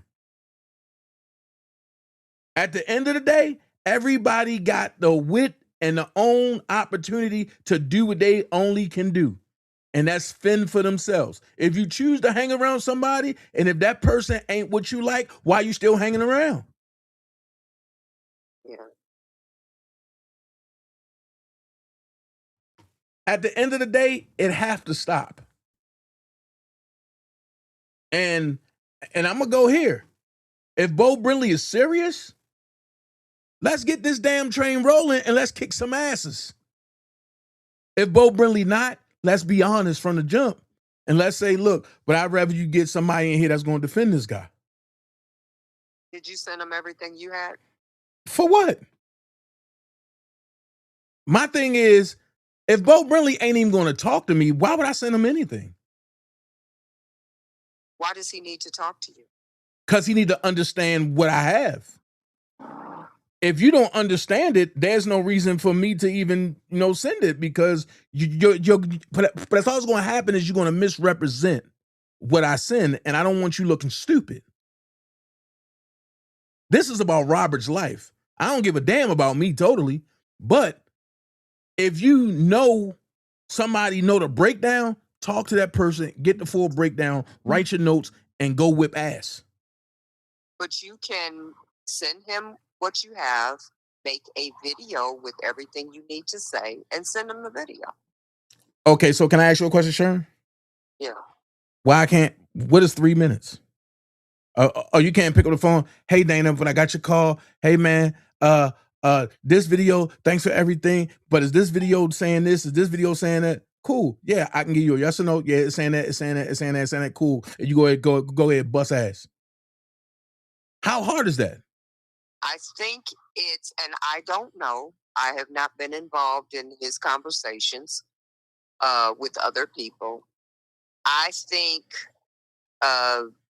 Keith put the kibosh on that, the brakes on that. Of course he did. After everybody was interacting with Nicole and Farinella and Kanik and Anton and... No, I'm going to be honest with you. Again, I'm going to keep it a buck. Keith put the brakes on it when $1 for the King and was raising more money than $1 million initiative. And because that's when me and Brian Nix got into it. Courtesy of Will Eady. Because they called me and believe in the same shit that everybody else was believing, talking about I'm stealing money through an internet raised fund. How the hell can I do that? So when Will Eady called me, courtesy of Keith and Brian Nix, and when Will Eady called me and was asking me like, yo, are you stealing money? Yo, I don't play games like that, bro. And that's really where the end of me and Will Eady happened at. I don't play them type of games. Everybody want to know where the money at. Oh, but it's kind of funny that everybody want to know where the money at, but when they find out that all the money is there, they never go and say nothing to the guy. But they wanted Doug Anton off the case. Why? Because they don't want Rob home. If you really look at the New York case, Doug Anton is the only one that had a good report in New York. Doug Anton really had the best shot at Rob getting house arrest. But Greenberg shot that down. But nobody want to talk about real stuff. Oh, no, I'm spinning the block. At the end of the day, if Doug Anton was still on the case, Rob would have been home. Rob would have beat New York. And he damn sure would have dog walked Chicago. But because Keith and them want to listen to people like Sylvia and the rest of the Scam Likely crew, look where Rob at now. There was too much interference in Robert's. There was just too much interference all the way around. No, but it wasn't interference. This what it was. It was too much coercion. It was too much enticement. It was too much buddyment. It was too much people gravitating to other people that was raising money and getting side deals. That's what it was. Well, to me, it was a shit show. I agree. You didn't see Diddy with those type of issues because his lawyers were taken care of with his assets. And I believe Robert had enough money in assets, I know he did, to have taken care of his legal fees. Well, so it should have never been all that chaos with social media. That should have never happened. Well, I'm going to go here. And I agree with you on that to a certain extent. Because now I'm going to go here. When you got people like June Barrett and you got people like Don Russell that's jumping out here playing games, but then telling you half truth and half lies, and then you got people that's sitting behind the desk like Keith and them operating shit, and then talking about, I ain't do no business and with Sean, but then when I call, it's, oh, Keith, there you go, Keith, there you go. And Keith like, Dana, what are you doing? How you know Rob ain't got me doing business and with Sean and Choke No Joke and all that? And I said to Keith, like, yo, Rob ain't gonna have nobody reading letters from when he first got locked up, bro.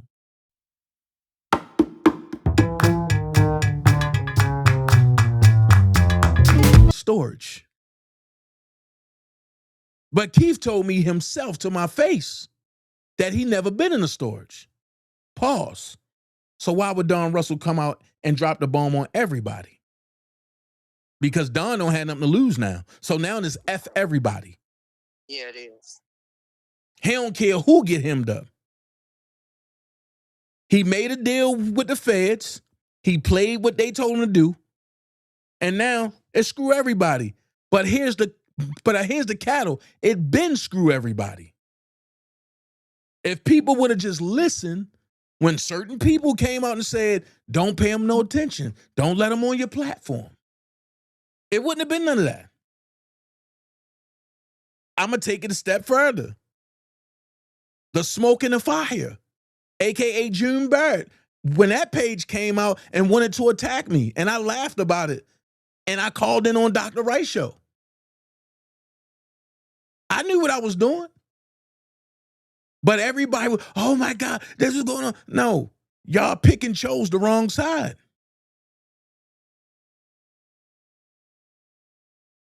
And I've been said Don Russell was a liar. And I've been knew that he was trying to do business with Julius with them 200 songs. That's why people was coming out telling me, we need to break bread and behind the scenes, but you want to do everything public. No, I ain't breaking nothing behind the scenes. I don't trust none of y'all. I'm not in it for the money. I ain't in it to try to swindle Rob. I ain't in this because y'all claiming Rob didn't fulfill his contract when it come to people. I don't give a damn. I'm in here to see this man walk free and do what he do, and I can get this man back on the basketball court and we can bust each other ass. I don't care about nothing else. The problem is, and you had a lot of these females that were starstruck, a lot of these females that wanted to be lawyers or lawyers, a lot of these females that wanted to be up under Nick Cole at trial time, and they all had the same agenda. They wanted Rob Dino.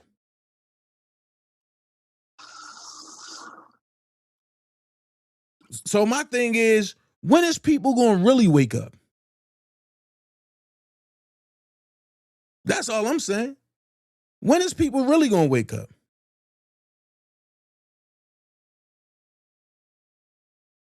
Sharon, you there? Yeah, I mean, you just opening up old wounds for me. Shit, I'm like, yeah. You know, I'm not trying to go back to, you know, when I was raging against the wind. Oh, you got to go back there. Yeah. You got to go back there. And but then see, and I'm going to be honest. And the only reason why I didn't call people out by names then is because it was held over my head. Yo, Rob wants you to chill and this and this. Now, guess what? I did it your way. Now I'm doing it my way. Yeah. And everybody I spared stabbed me in my back.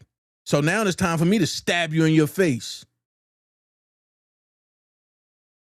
And I'm going to do it not just with words, but I have documented proof of everything that I will say.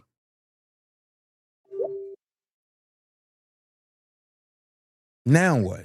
If you have things that you believe can help Robert and you withhold that, then you're not helping him and you're adding to the problem.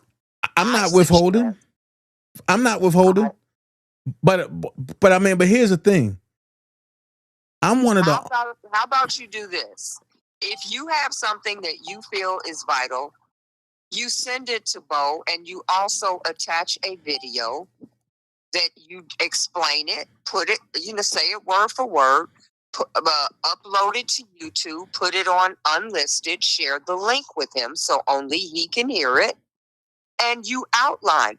If the man hasn't called, that should not stop you from sending information.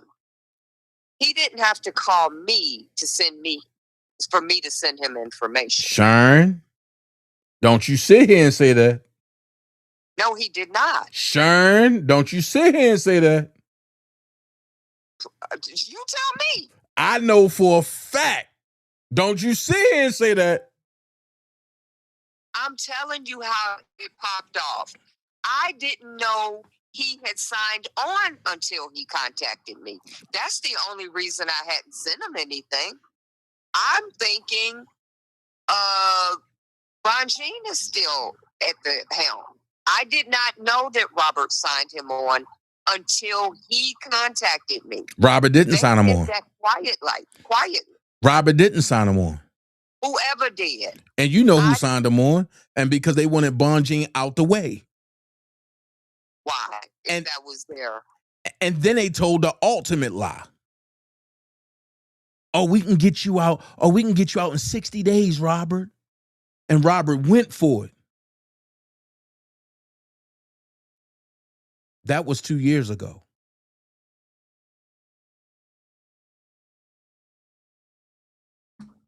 So now you got to go back and say, it's now a conflict of interest. And that's why the warden didn't want Daryl McDavid to go see Robert, because it's still an open lawsuit. On top of that, they co-defendants. Even though they beat the charge, they're still co-defendants. And when you get charged federally, what you can't do, you can't talk to your co-defendant, right? Right. So while people was going left, oh no, oh they blocking Daryl McDavid. I got a question. And I asked Daryl this the first time in court. When are you going to give Rob back the money you stole from him?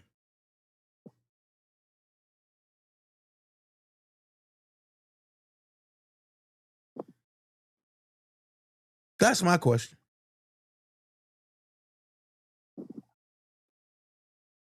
What is the end game for Bo Brinley representing Rob? Because Bo Brinley is nowhere near as aggressive for Robert that he was for you.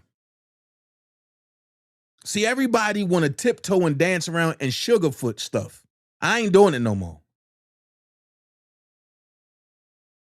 As that dude said in Florida, if they think I'm playing around, God damn it, I'm not. This is serious. What is the solution? What is the solution to what? What you're saying? People got to be honest and come clean. Okay, that's not gonna happen. What's next? Well, guess what? Bo Brinley need to be just as aggressive for Robert, if not more aggressive for Robert than he was for Daryl McDavid. And if you're not, then get off the case. Plain example.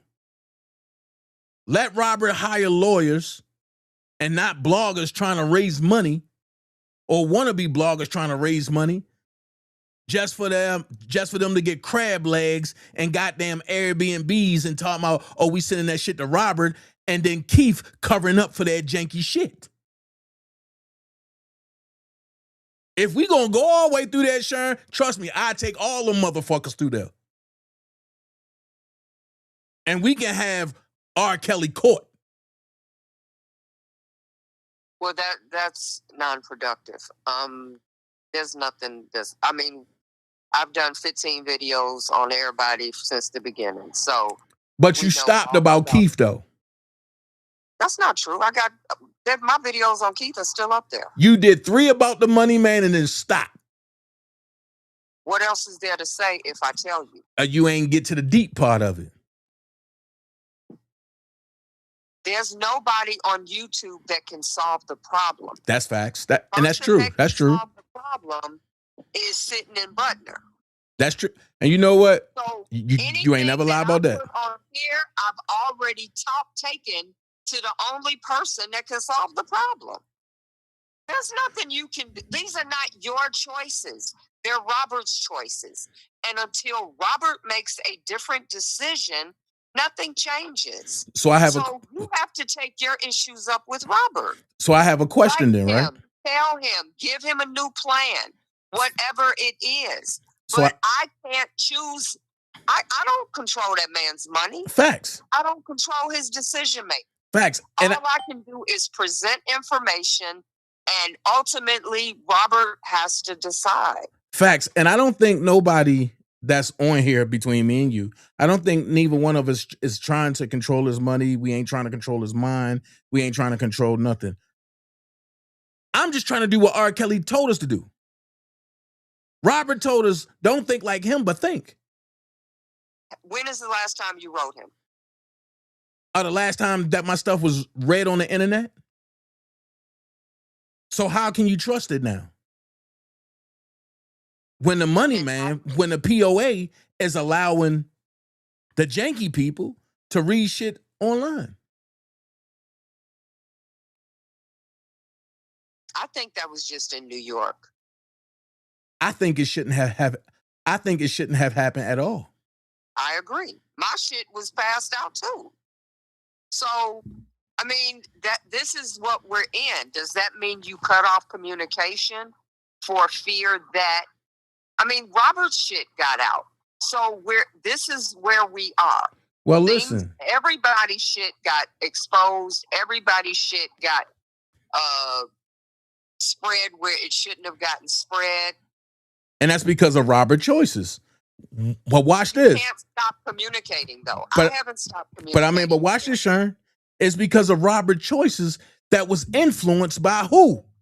Right, yeah. Let's keep it real. And no matter which way you dribble the ball, it comes back to the middle. And the middle is the influence of who? The POA. So therefore, the POA is the problem.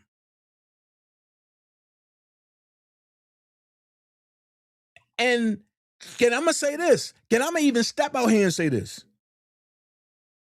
Me and Keith probably would never talk again. And I'm cool with that. And because of what he did to me behind the scenes and in these R. Kelly groups. And I'm gonna say it. At the end of the day, if that's his way of meaning well, he should have got the fuck out the way and said, this is too much for me. Because that way could have got somebody killed. So now, and when people want to retaliate, everybody want to, oh no, yo, don't do that, don't do that. Why not?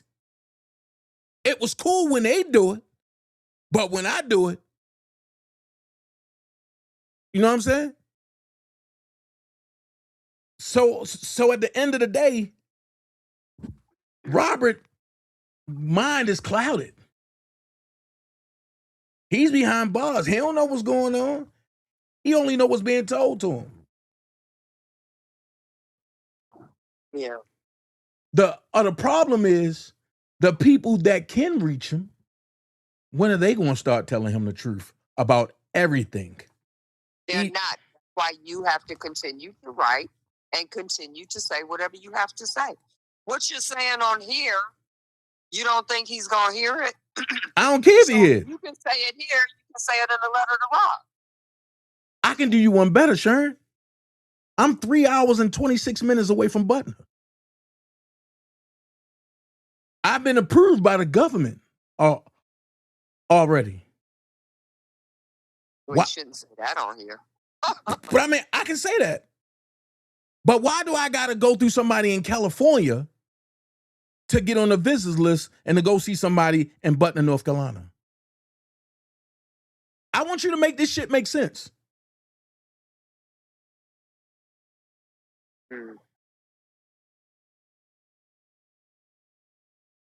Here's the problem.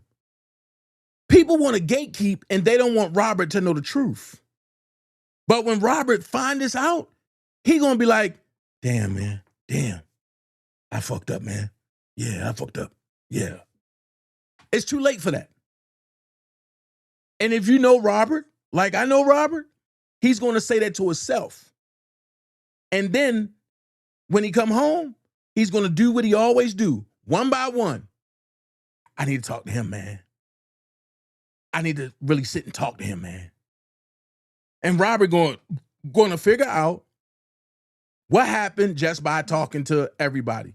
And at the end of the day, Robert going to be overwhelmed. And because I ain't going to hold back. And I know he don't like drama, but guess what? You going to get a whole can of goddamn drama from me. And I'm going to point out every last one of your boys. Who did what? Who said what? What happened? Yeah. I'm going to take you through there. So I get why they want to gatekeep and hate on me. You will do better. I know him well enough to know he ain't going to listen to that face-to-face. You'll do better to write him. And listen, he got nothing but time now. Listen. So, listen. Rob ain't about to listen to that shit. And the same way he approached me about you, he's going to do the same shit. And Keith sat there and just watched. Because the first thing he said, because we was listening to, what song was that? On the Go or something like that? And we was listening to On the Go. And he said, baby boy, what's going on between you and Sharon, man? And everybody bust out laughing and said, uh-oh. And then we got to talking. So trust me, he's going to want to know. And especially if I'm acting like I don't really want to be around none of them motherfuckers. Yeah. It's going to be like, wait a minute. When I left, everything was intact. When I come back, everything's in shambles. Yeah. Yeah. Because they played with you and helped you get a guilty verdict. They walked you to the gallows, but they put your head in a goddamn device. They put your arms in the device and said, yes, sir, master, do what you want. Anytime Robert tell people, hey, I want you to come testify for me. And then the POA come behind Rob. Nah, man, Rob don't want you to testify, man. And because that's going to look bad, man. Rob just wants you to stay in the background. That's bullshit. And because you the mouthpiece, the lawyer's going to do what you say. Just like nobody talked about the Michael Williams situation. How Michael Williams go blow up a car and try to set a house on fire. And per the government words, go to Keith's house. What is Michael Williams at Keith's house for? Larry just said on his video, Michael Williams did it because of some woman that Angelo was involved with, and it was jealousy. Bullshit. The woman that Larry talking about, and Larry know, if he get his ass up here, I tell him the same thing, and I said it multiple times. He talking about Cash. The same one that Angelo played to the left, and Cash was playing Angelo, and then Cash asked Angelo to help her because she felt like she was in a pickle, and because she was sleeping with Michael Williams and she was laying in the same bed with Don Russell.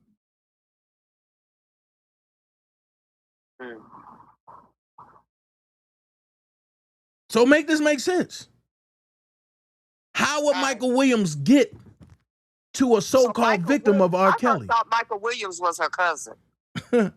Yeah. And? You acting like you surprised, Sharon? So you saying she's sleeping with her cousin? Listen. Matter of fact, I'm going to say it like this. When it was said that Michael Williams was sleeping with Cash, and she was sleeping in the same bed with Don Russell, that's why Don Russell used to get mad at Cash. I'm doubling down on everything I said.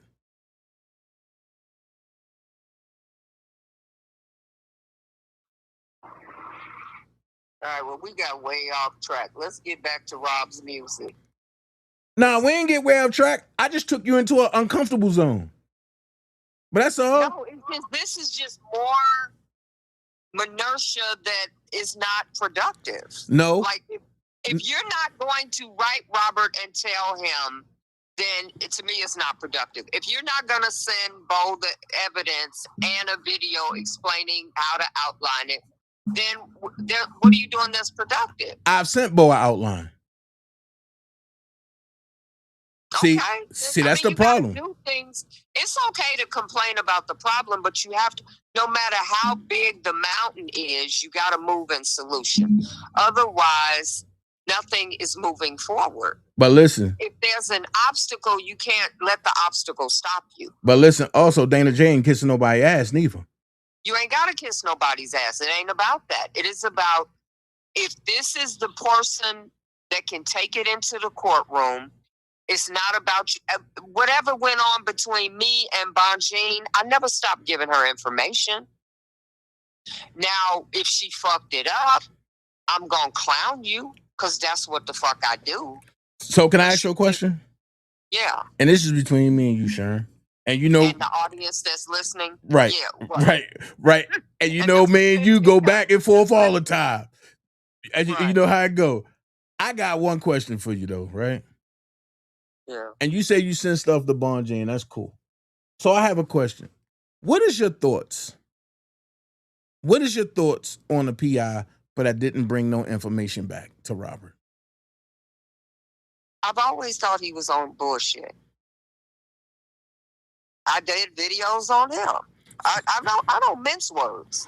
So did you think you ain't never heard me get on here and do a retraction? You have never heard me get on here and say, "Oh, I was duped. Oh, I was." No. What I said in 2019, I still say to this day. If I thought you were janky, I don't contradict my instincts. When that man did a video First of all, he contacted me, and again, we still off the subject of Rob's music, but I'm gonna go here this one time. He contacted me very early on, trying to get access to Robert because he knew that I knew Robert. And I remember the first thing he sent me was some stuff on Lisa Van Allen. And I remembered it because he used that company name, whatever the fuck it was. Something security, something or another. But he said, I'm a this and I'm a that. And I said, at the time, I think I was talking about Lisa Van Allen. I said, can you get me her? He said she had a police record or something. I said, can you get me her stuff? He sent me, I think her date of birth and her arrest record and stuff like that. And he wanted to work with Robert. I was not putting people with Robert. You did that. I was not doing that. You took fake ass sisters. Yeah, we gonna go there. You took them fake ass sisters over there. You took Phases. You took Sylvia, and I told you stop doing that. I told you go by yourself. That was the first thing I told you.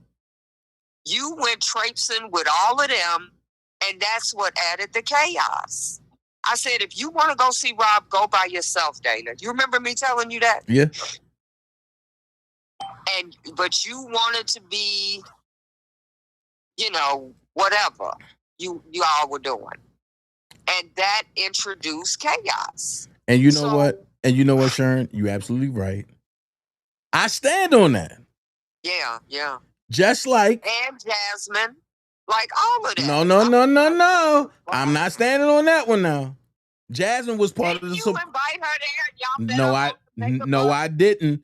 And we talked about that. So now let's do it live. I didn't invite Jasmine, and I didn't pay for Jasmine to get there. Jasmine was a supporter.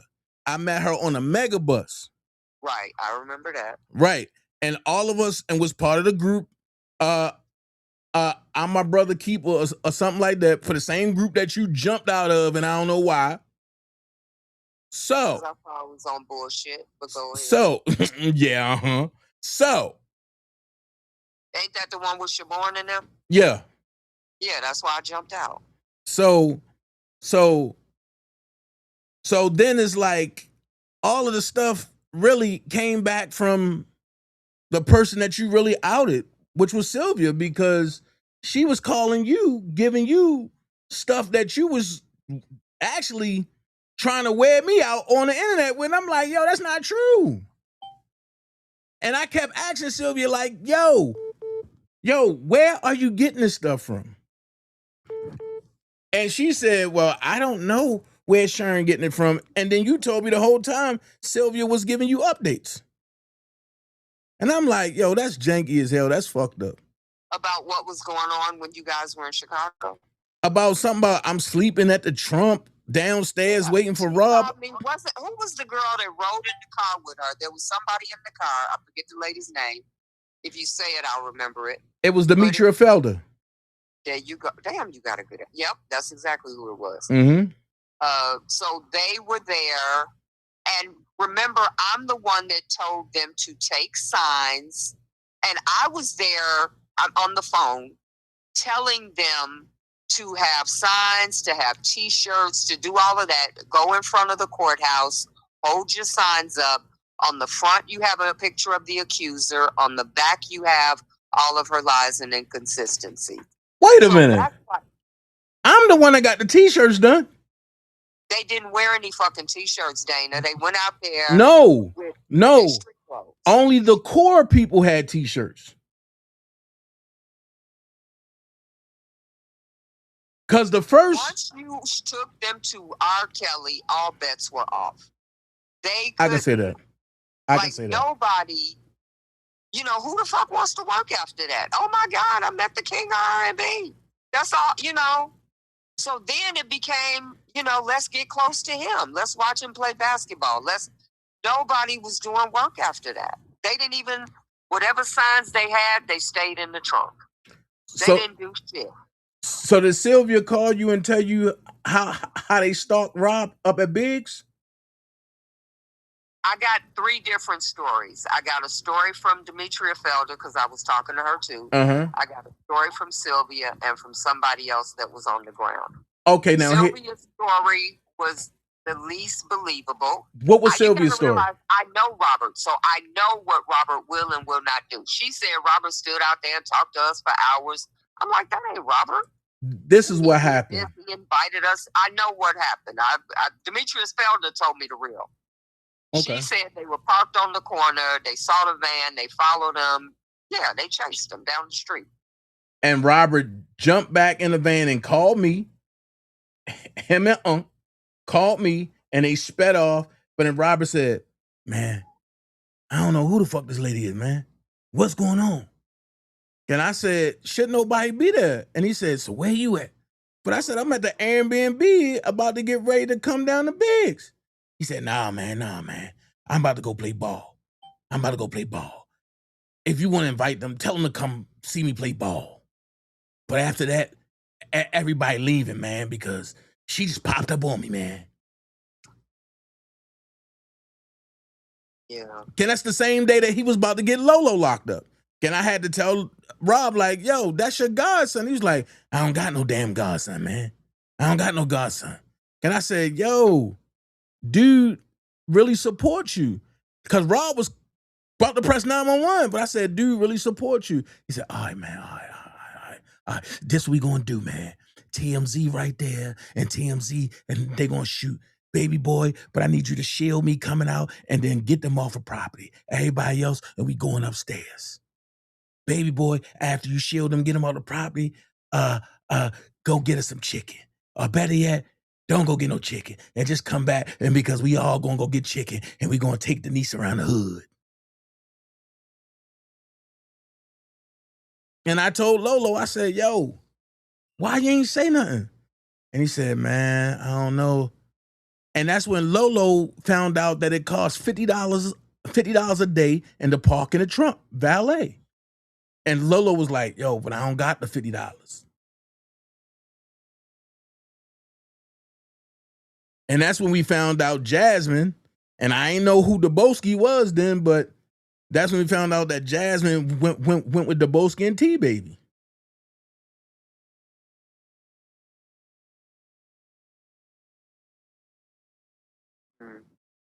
So it's not my fault.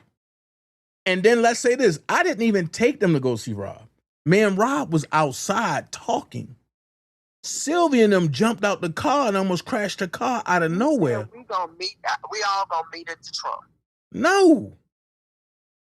If Sylvia would tell you the truth, matter of fact, I got the video. I play the shit. Sylvia said, I called Dana, and Dana said, don't come to the trunk. Never mind. Rob ain't trying to talk to nobody. And Sylvia said that Demetria Felder was like, oh no, and we gonna go past there anyway. And they seen me and Rob stand outside and they jumped out. That's when Rob jumped behind the pylon. Right, I remember the top. Right. Right. That's when Rob jumped behind the pylon and was like, hey, baby boy, who these people, man? I'm about to call the police on them, man. I don't even like this. That's why I say what I say, like. What's the solution? Let's get to solution. We have to get Rob out of here. And how do we do that? And Deboski said that was a lie. I was in Will County Jail. He in the comments. I don't know how the hell this nigga just popped up, but all right. I haven't got the energy to argue. I'm just gonna say, all right. I mean, all right. God damn. Thanks for clearing it up, Debo. Nah, man, and you can't be on my page, boy. Your shit got tooken. Nah, hell no. But I don't need to be in nobody drama. No. No. So the solution is, and we got to do what we got to do, and to get him out. You write Robert and tell him whatever you feel you need to tell him. Damn who reads the letter, because you just said it on here to 1,500 people.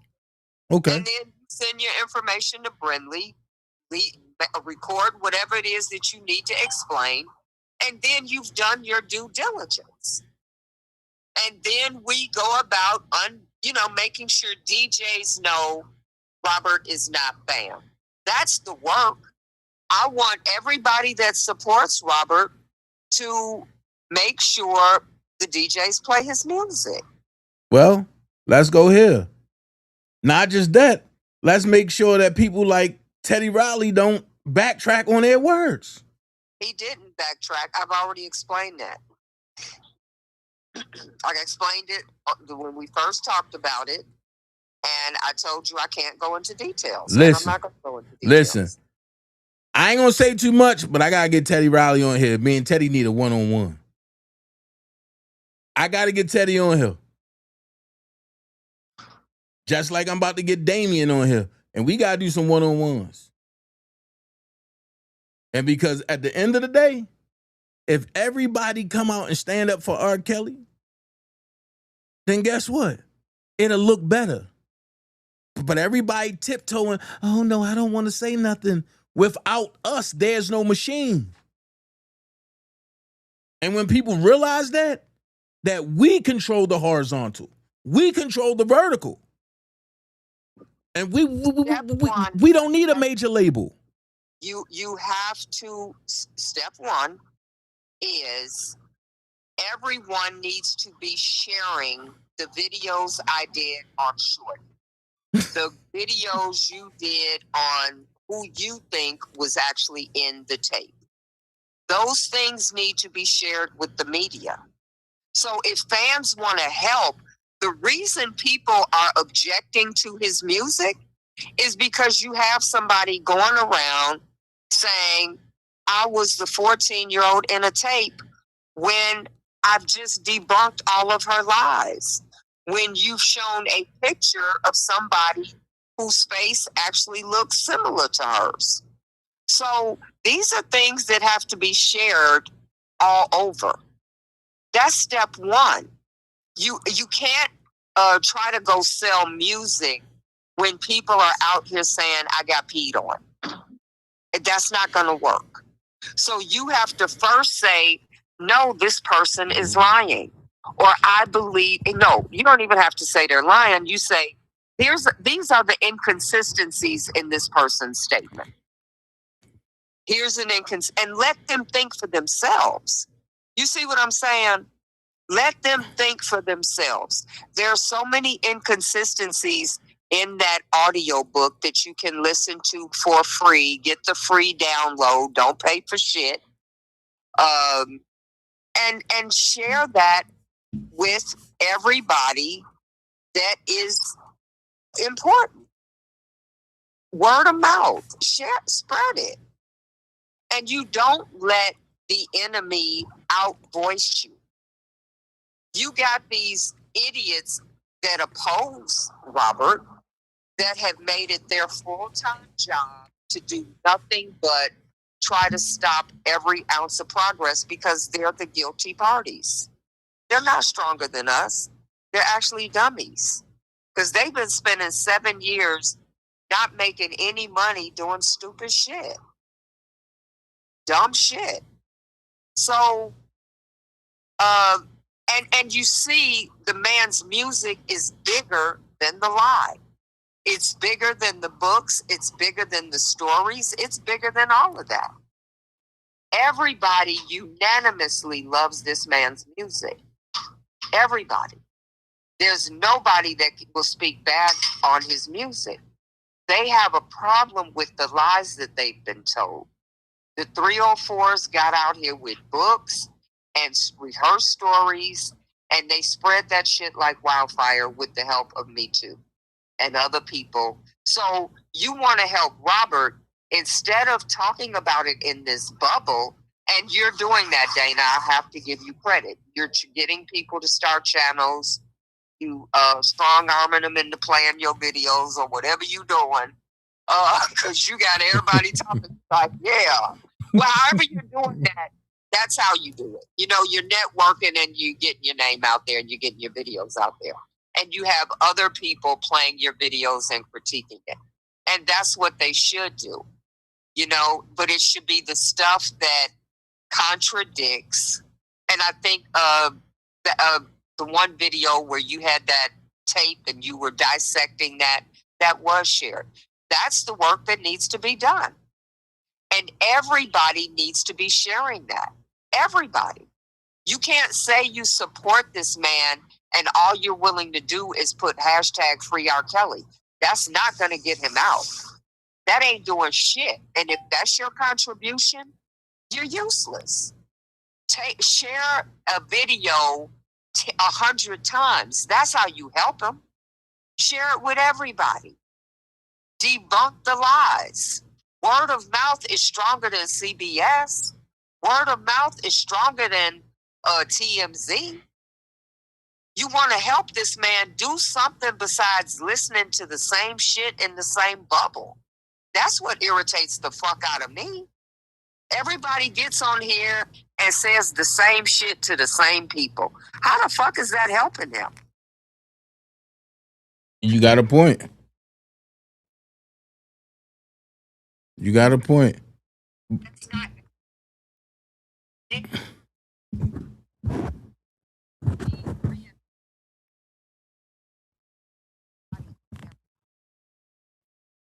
Is your phone going out, Sharon? Is your phone going in and out? What'd you say? No. I don't know what happened to your phone. You want me to call you back? All right, there you go. There you go. You hear me? Yeah. Okay. You have to share it outside of the bubble. That's my point.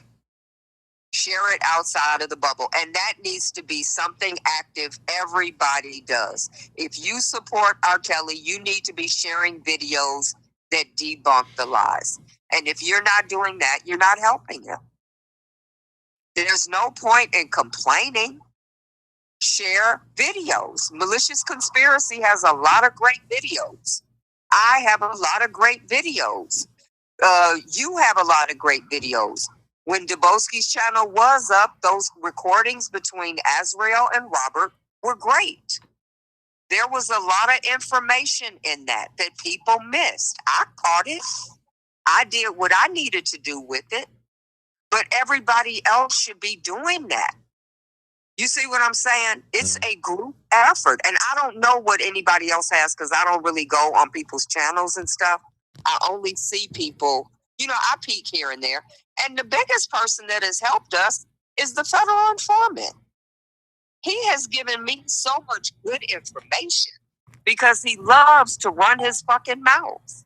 And he's done more to help Robert than anybody.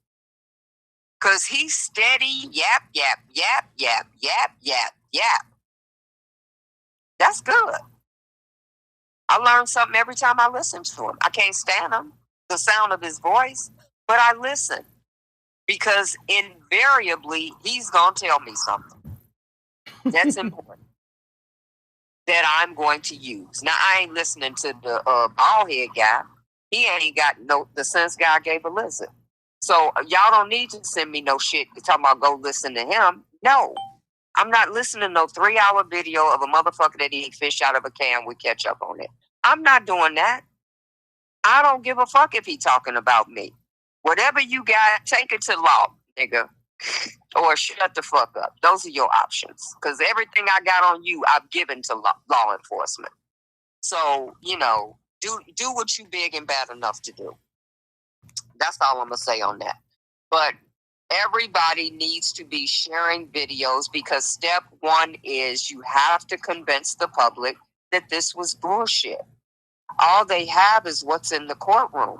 And the public thinks this man is guilty of what he was charged. No, you can't say they got what's in the courtroom because they don't want to look at what's in the courtroom. Because the courtroom going to tell a different story. What do you mean? The transcripts, they don't want to see them. The transcripts don't favor Rob either. Well, the transcripts also show on the cross how these people lied. Give me an example. Prime example. When a Javante Cunningham talking about she was the backup singer for Aaliyah. Well, she couldn't even tell you what songs Aaliyah sung, or she couldn't tell you what year it was. Right, okay. What about New York? That's when it happened in New York. I thought she was Illinois. No. Javante Cunningham was New York. Okay. Illinois, when we found out that and Rashona mama and was bouncing up on Kels. Yeah, that was a highlight of the trial. Shit. And then when we found out that and Rashona ain't know what year that she's supposed to have been touched by Rob. Right. Yeah. On top of that, everybody's still overlooking Pauline when she said that she was 15 years old. She ain't have no chaperone, no money. She got in a limousine. She went to the airport and flew from Atlanta to Minnesota with no money, no ID, no chaperone. She got out the limousine. She got off the airplane, got in another limousine, went to the hotel, checked into a hotel. No chaperone, no money, no ID, only a passcode. And that's pre 9/11. Girl, if you don't get the hell out of here, you're a liar. Right. Those are the things that need to be exposed, need to be talked about, need to be shared. Plain and simple. And if you don't do that, then the public is still torn and split. I want to listen to his music, but we believe he did all these things because of how it came out in court. And we know there was a whole lot of bullshit in the game, but the public doesn't know that. That's right, Love Unconditional. I'm sorry, but that was Nia. I'm sorry, but that was Nia that said that. You're right. Who said that? Love Unconditional corrected me. She said she thought it was Nia that said that lie. Okay, so that's good. See, we know this.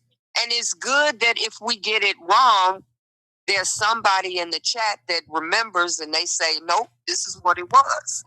Yep. But again, we're in the bubble. We need to be out of the bubble and share that with other people. Gemini Dawn said, Dana, that pissed me off like the chick that said she had Hypnotic in 1998. Hypnotic ain't come out until 2001. Right. Who said that? Gemini Dawn. No, I'm saying who said that on the stand? It was one of them chicks. I don't know. But and see, those are key points. But I'm about to go back into the transcripts, though. But I'm about to break these transcripts out. Now that's, and here's what I suggest. I know you like 25 minutes of music leading into your lives. All right, Sharon, come on now. Do a live where you just say, play just 1 minute of Kels and then go right into the news. Where you talk about, like what you just pointed out, that's critical. Right. This person said they had Hypnotic. It didn't come out to this date. This person said they flew around, and then show the transcript. Show it up on the screen so it's not just you talking, it's proof. Right. So you like when I did the review of Shorty's book, I played her voice. So I'm not telling you this what she said her father said. It's her recording. So she can't come back and say you lied, or somebody can't come back and say, oh, you lied, she didn't say that. No, this is straight from her free audio download on Audible. Well, I got one better for you. Oh, you know she didn't write that book, right? Yeah, of course. Of course. She thanked the person that wrote it at the end of it.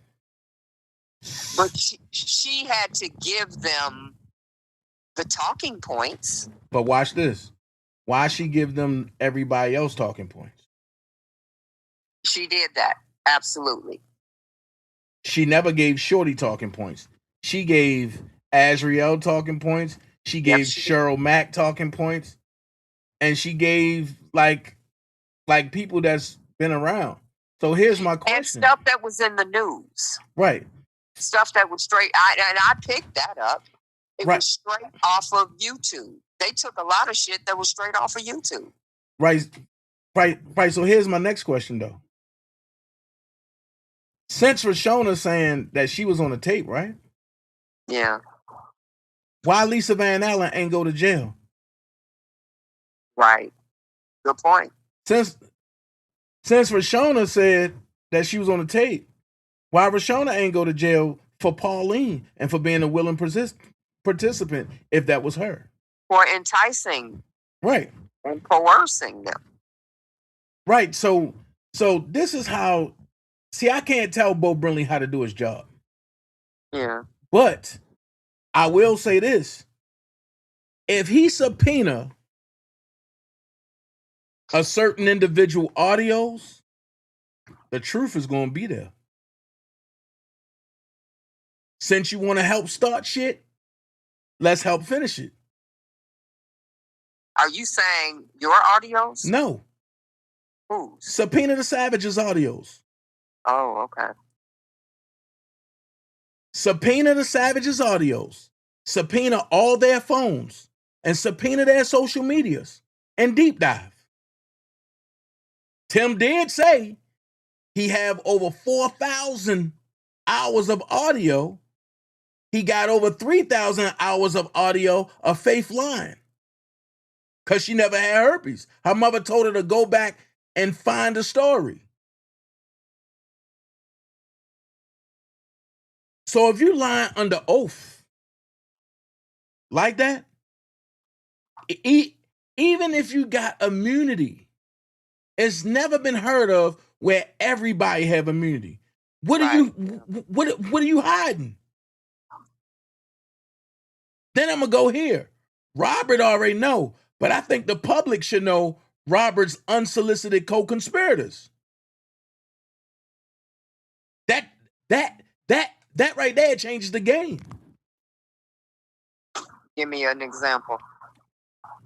If we know who secretly went and told lies and told their stories to the government and said that they didn't want to be, used in a trial, but their stories led to a conviction, and these same people sitting up under Robert laughing and joking and smiling in his face, I think everybody need to know.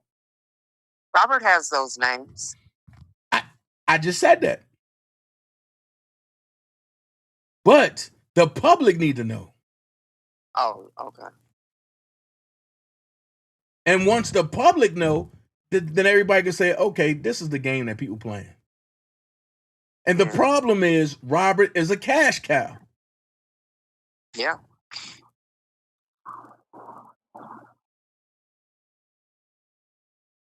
Yeah. Again, I ain't gonna go too deep, but I'm gonna say this.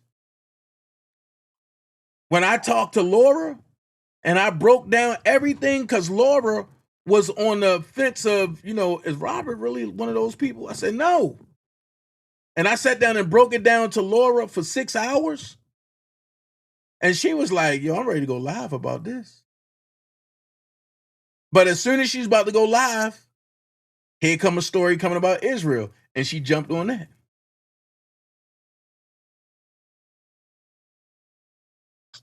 And I told Bo Brinley where the bones are at. I told Bo Brinley where everything is laid at. That's why I said what I said. This is bigger than just him not making the deadline. This is bigger than that. And I promise that I'm not going to say shit. But if he don't make this deadline on the 18th, I'm going to go nuclear. Because right is right and wrong is wrong. That man do not deserve to be behind bars. Well, every day, you do what you grown enough to do, because God knows I've gone nuclear enough. I can't tell nobody what to do, but you got to get the work done. And the work is every day you have a good audience of people, you and everybody that follows you, everybody that's a mod on your chat. They need to be doing something 1 hour every single day. And that's sharing videos, sharing information, making sure you get it to the powers that be. Anybody that's in a decision-making position, you need to be getting them videos that can debunk the lies. Mm-hmm. And if people are doing that, you will see public opinion shift. But everybody is so concerned with monopolizing their corner of this bubble, which to me is stupid. You work on this to go to a larger situation. Right. I was listening to, the informant get on Angie about, I guess they built her channel, or they believe they built her channel, and I don't get into all that bullshit with folks and they beefs. I try to, stay out of that because it ain't got shit to do with me. But saying she only has 3 people.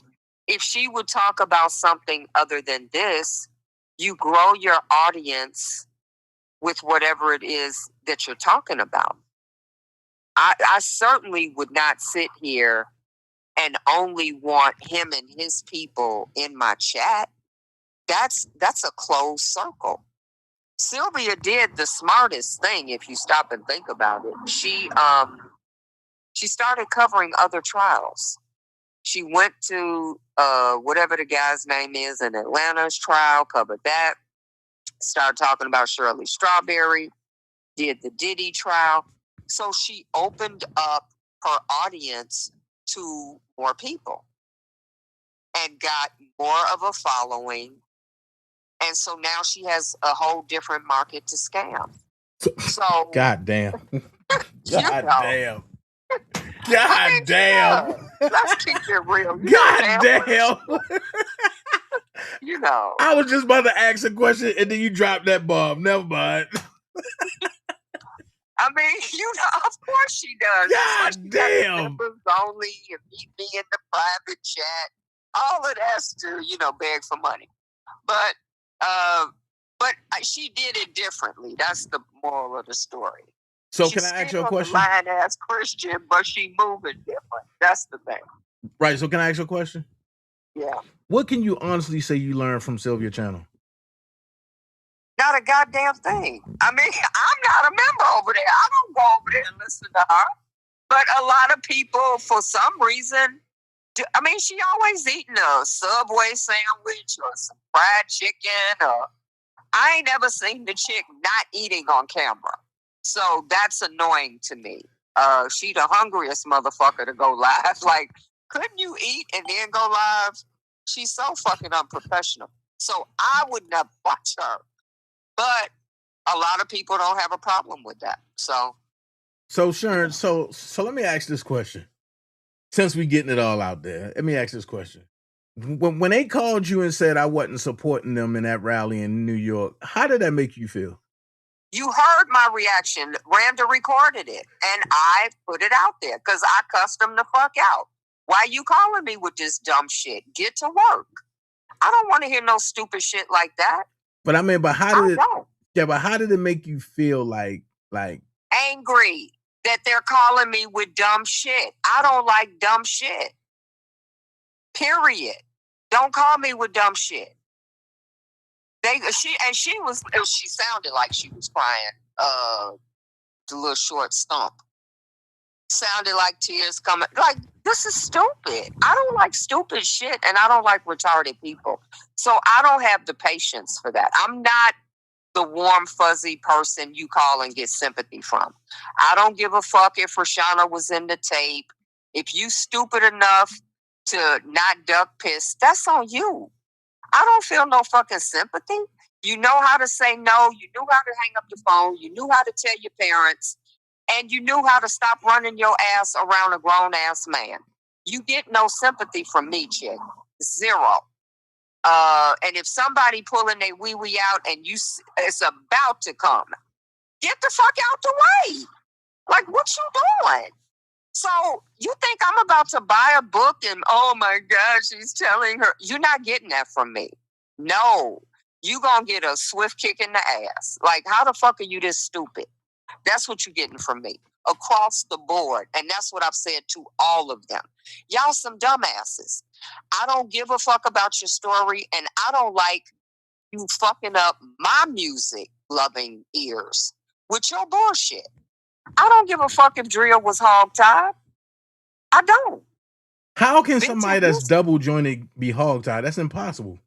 If you stupid enough to keep coming back for more, that's on you. But wait. If you double jointed, it's impossible to be hogtied. She says she got herself out of it. So then what the fuck is the problem? You know, the man fell asleep. Damn. He didn't know you was there. He probably figured you could get yourself out. So why are we hearing about this? I have a problem with anybody that comes back for more. That's when you're not believable to me. If you go through something and you're there for 4 days or a week and you couldn't escape, and then finally you escape, I might believe your story. But when you have gone home, come back, went home, come back, her whole thing was there was a fence around the house. There wasn't a fence around the George Street house. And out at Olympia Fields, there was an area where the fence was very low. She got out the last time that she did get out, snuck out. So when you wanted to get out, you got out. It's bullshit. It's bullshit. All their stories were bullshit across the board. None of them are victims in my eyes. The only one that I wasn't sure about was Rashana in terms of was she in the tape. And after listening to her audiobook, I'm certain there was no tape. Well, I showed who was in the tape, but I showed the pictures of one scene of the tape. But that's actually that's a scene. That's an opening scene that I showed in the Colorado room and with Damon and Lisa. And then I showed Angelina Prado, but I showed her whole joint and I showed her dark room pictures. All of that. She said it happened at the studio. That's what's in her audiobook. Now So watch it. Wait. How did it happen in the studio and there's palm trees in the back? I don't know. I wasn't there. So now see, I can send you the pictures. No, don't send me no porn. No, it's not porn. It's oh Lord. What is it? Well, you know what? But I got one better since you said that, right? Shouldn't CNN be getting sued and for watching child porn? Yes, they should. Wait a minute. Shouldn't that porn site go to jail since it was child porn all of a sudden? Why is the porn site still up? And because it was never child porn. There you go. So how are you still marketing a video, selling a video, advertising a video if this person came out in court and said, yes, that's me? Well, watch this. How can you take a person's word of mouth when they were coerced by the government for a tag? Let's make it make sense. Yeah. No, the Colorado room wasn't the room with the palm trees. And the Colorado room looked like the log cabin room, but the only difference is the walls was a little lighter and it had like a separate window on this side.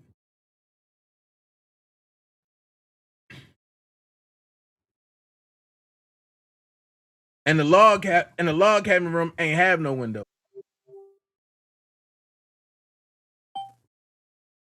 All right, Sharon, let me get out of here. I appreciate you.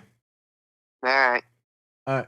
Make sure you give your audience work to do every day. All right. If y'all ain't doing no work, then, all of this yapping for 7 years is not productive and it's not helping him. There should be homework every day. There should be a to-do list. What are we going to get done? She said a to-do list. Whatever. And if you don't want to do it out here in the public, your day ones and the people that you can trust, you do it behind, the scenes. And have a meeting and what are we doing and this is what we're doing and if you want me to participate in that, I'll participate in that, but I want to participate in things that are productive. not just running our mouths for hours and hours and no work is getting done. And I've been that way for 7 years. What is the work that's getting done? How is this going to help him? How does this help him get out? Those questions should be answered on a daily basis. All right. All right. All right, Sharon. All right. Thanks, Sharon, for stopping past. Sharon Wimbush stopped past. Thanks, Sharon, for stopping past. Man, listen. I'm in pain sitting up here. I don't know, just my. I'm in pain sitting up here. I twist my ankle. That thing hurt. Ooh. But look, it's midnight. It's close to midnight. Someone's even looking out the door. So yeah, like I was saying, man, and I ain't even finished half of my content, but I talked about the Teddy Riley situation. I talked about the JD situation. But I honestly think JD should be the one to really start putting out Robert music as well. Start playing Robert music, JD. You know what I mean? Stop worrying about what other people saying. You start putting out the music, JD.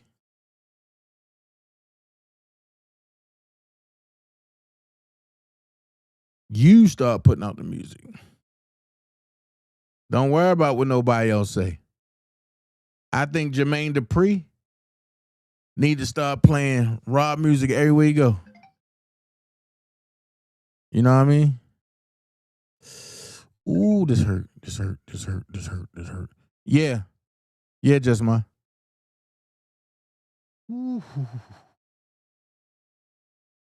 Listen, man, y'all go ahead and hit that like button, y'all. Like, share, subscribe. And we've been on here for 3 hours. You know what I'm saying? We've been on here for 3 hours. Like, share, subscribe. Let's go.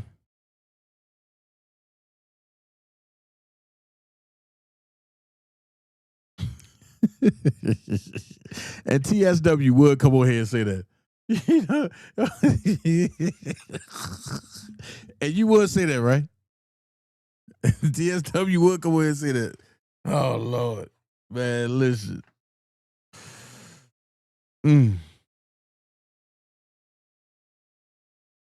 My God. Yes, Prima Donna definitely is on it. I ain't gonna lie. Baby Sis on it. Dream Team, don't forget. And we gonna have a cook-off this year too. It's the return of the cook-off.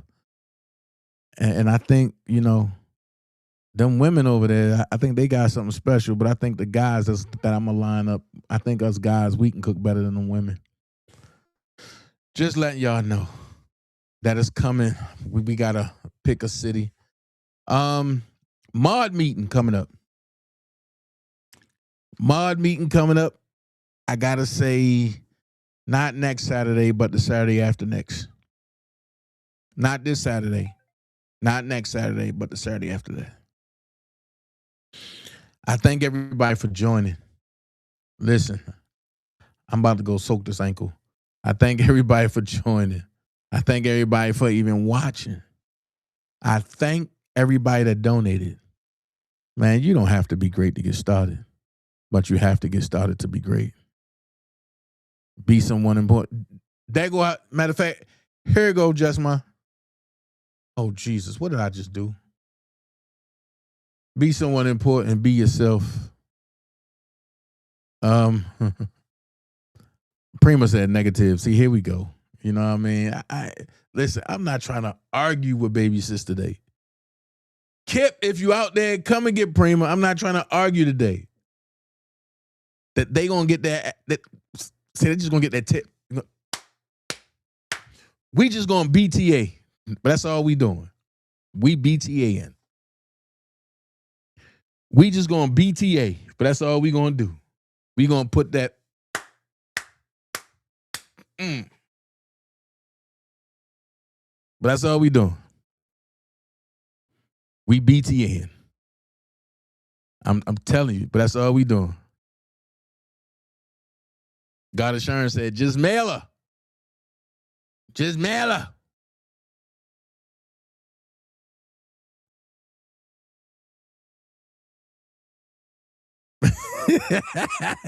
Look, hey Kip, come listen. And we just gonna BTA them. I'm telling you. They don't want to see us in the kitchen. We just gonna BTA them. That's all. Boost asses, belt ass. We go. Shee, that's all we gonna do. We learn how to cook. Learn some more. But look, I'm up out of here, man. I see y'all tomorrow. And we gonna continue this. Cause I got some other people to talk about. I got some platforms that want to talk some crazy stuff like, I don't know where they getting these audios from, but you got people talking about Rob talking about Oprah Winfrey and all this from jail. Oh, yeah. I'm going to play it over here. Again, I know Unc put it out there, but I want to know where he got it from because I need to get Unc on here, man. Yeah. So look, good night, y'all. Y'all don't have to be great to get started, but y'all have to get started to be great. Be someone important. Be yourself. And remember, elephants don't swat flies, man. All right? So at the end of the day, you got to keep it rolling. And don't forget, the Dana J album release is coming. Y'all sleeping, though. Y'all sleeping. Y'all sleeping. I'm up out of here. I see y'all tomorrow. And remember one thing. One thing. I still hold the cards. If you want to know what I'm talking about, coming soon. Hey, look, there's a position that could be open. Okay, wait a minute. You know what? Wait a minute. Because Tears, I wish she could get up here. I really do. Tears, let me explain something to you, Mama. You think you know what's going on because I can tell, like you are speaking with such conviction, but you just have inaccurate information. Yeah, trust me. I saw the Rogers Lifetime interview. I was contacted by Lifetime. I was actually supposed to be on the second part of Lifetime. I still have that contract. They had. This is not the type of tea I want. It's over for you. This is not the type of tea I want. It's over for you. Thank y'all for joining me. Man, y'all the best.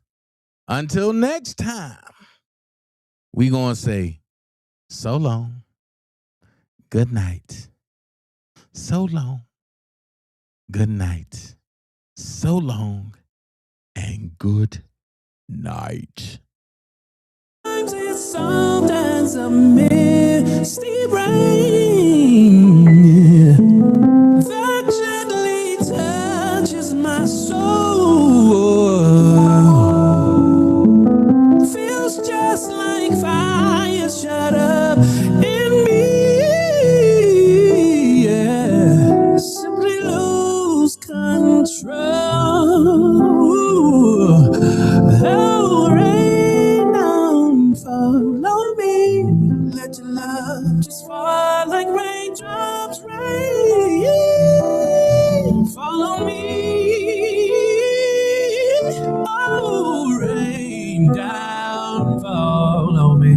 Let your love just fall like raindrops, rain. Follow me.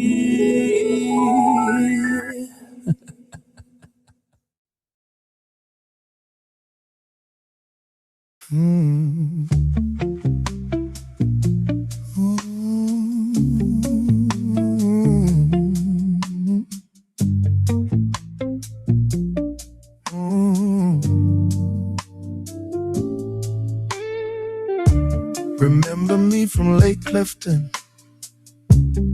Eastern High School, also down at the Harbor Place, working at the fudgery. I was always singing at the Jeter shows. That time was so special to me. There's so much more to Dana J than what the eye can see. I want you to know I love you. I want you to know I need you. Where would I be without you? Nowhere, nowhere, nowhere, nowhere. Feel it in my music, along with the stories I bring. I'm never gonna lose it in no way, no way, no way, no way, no way.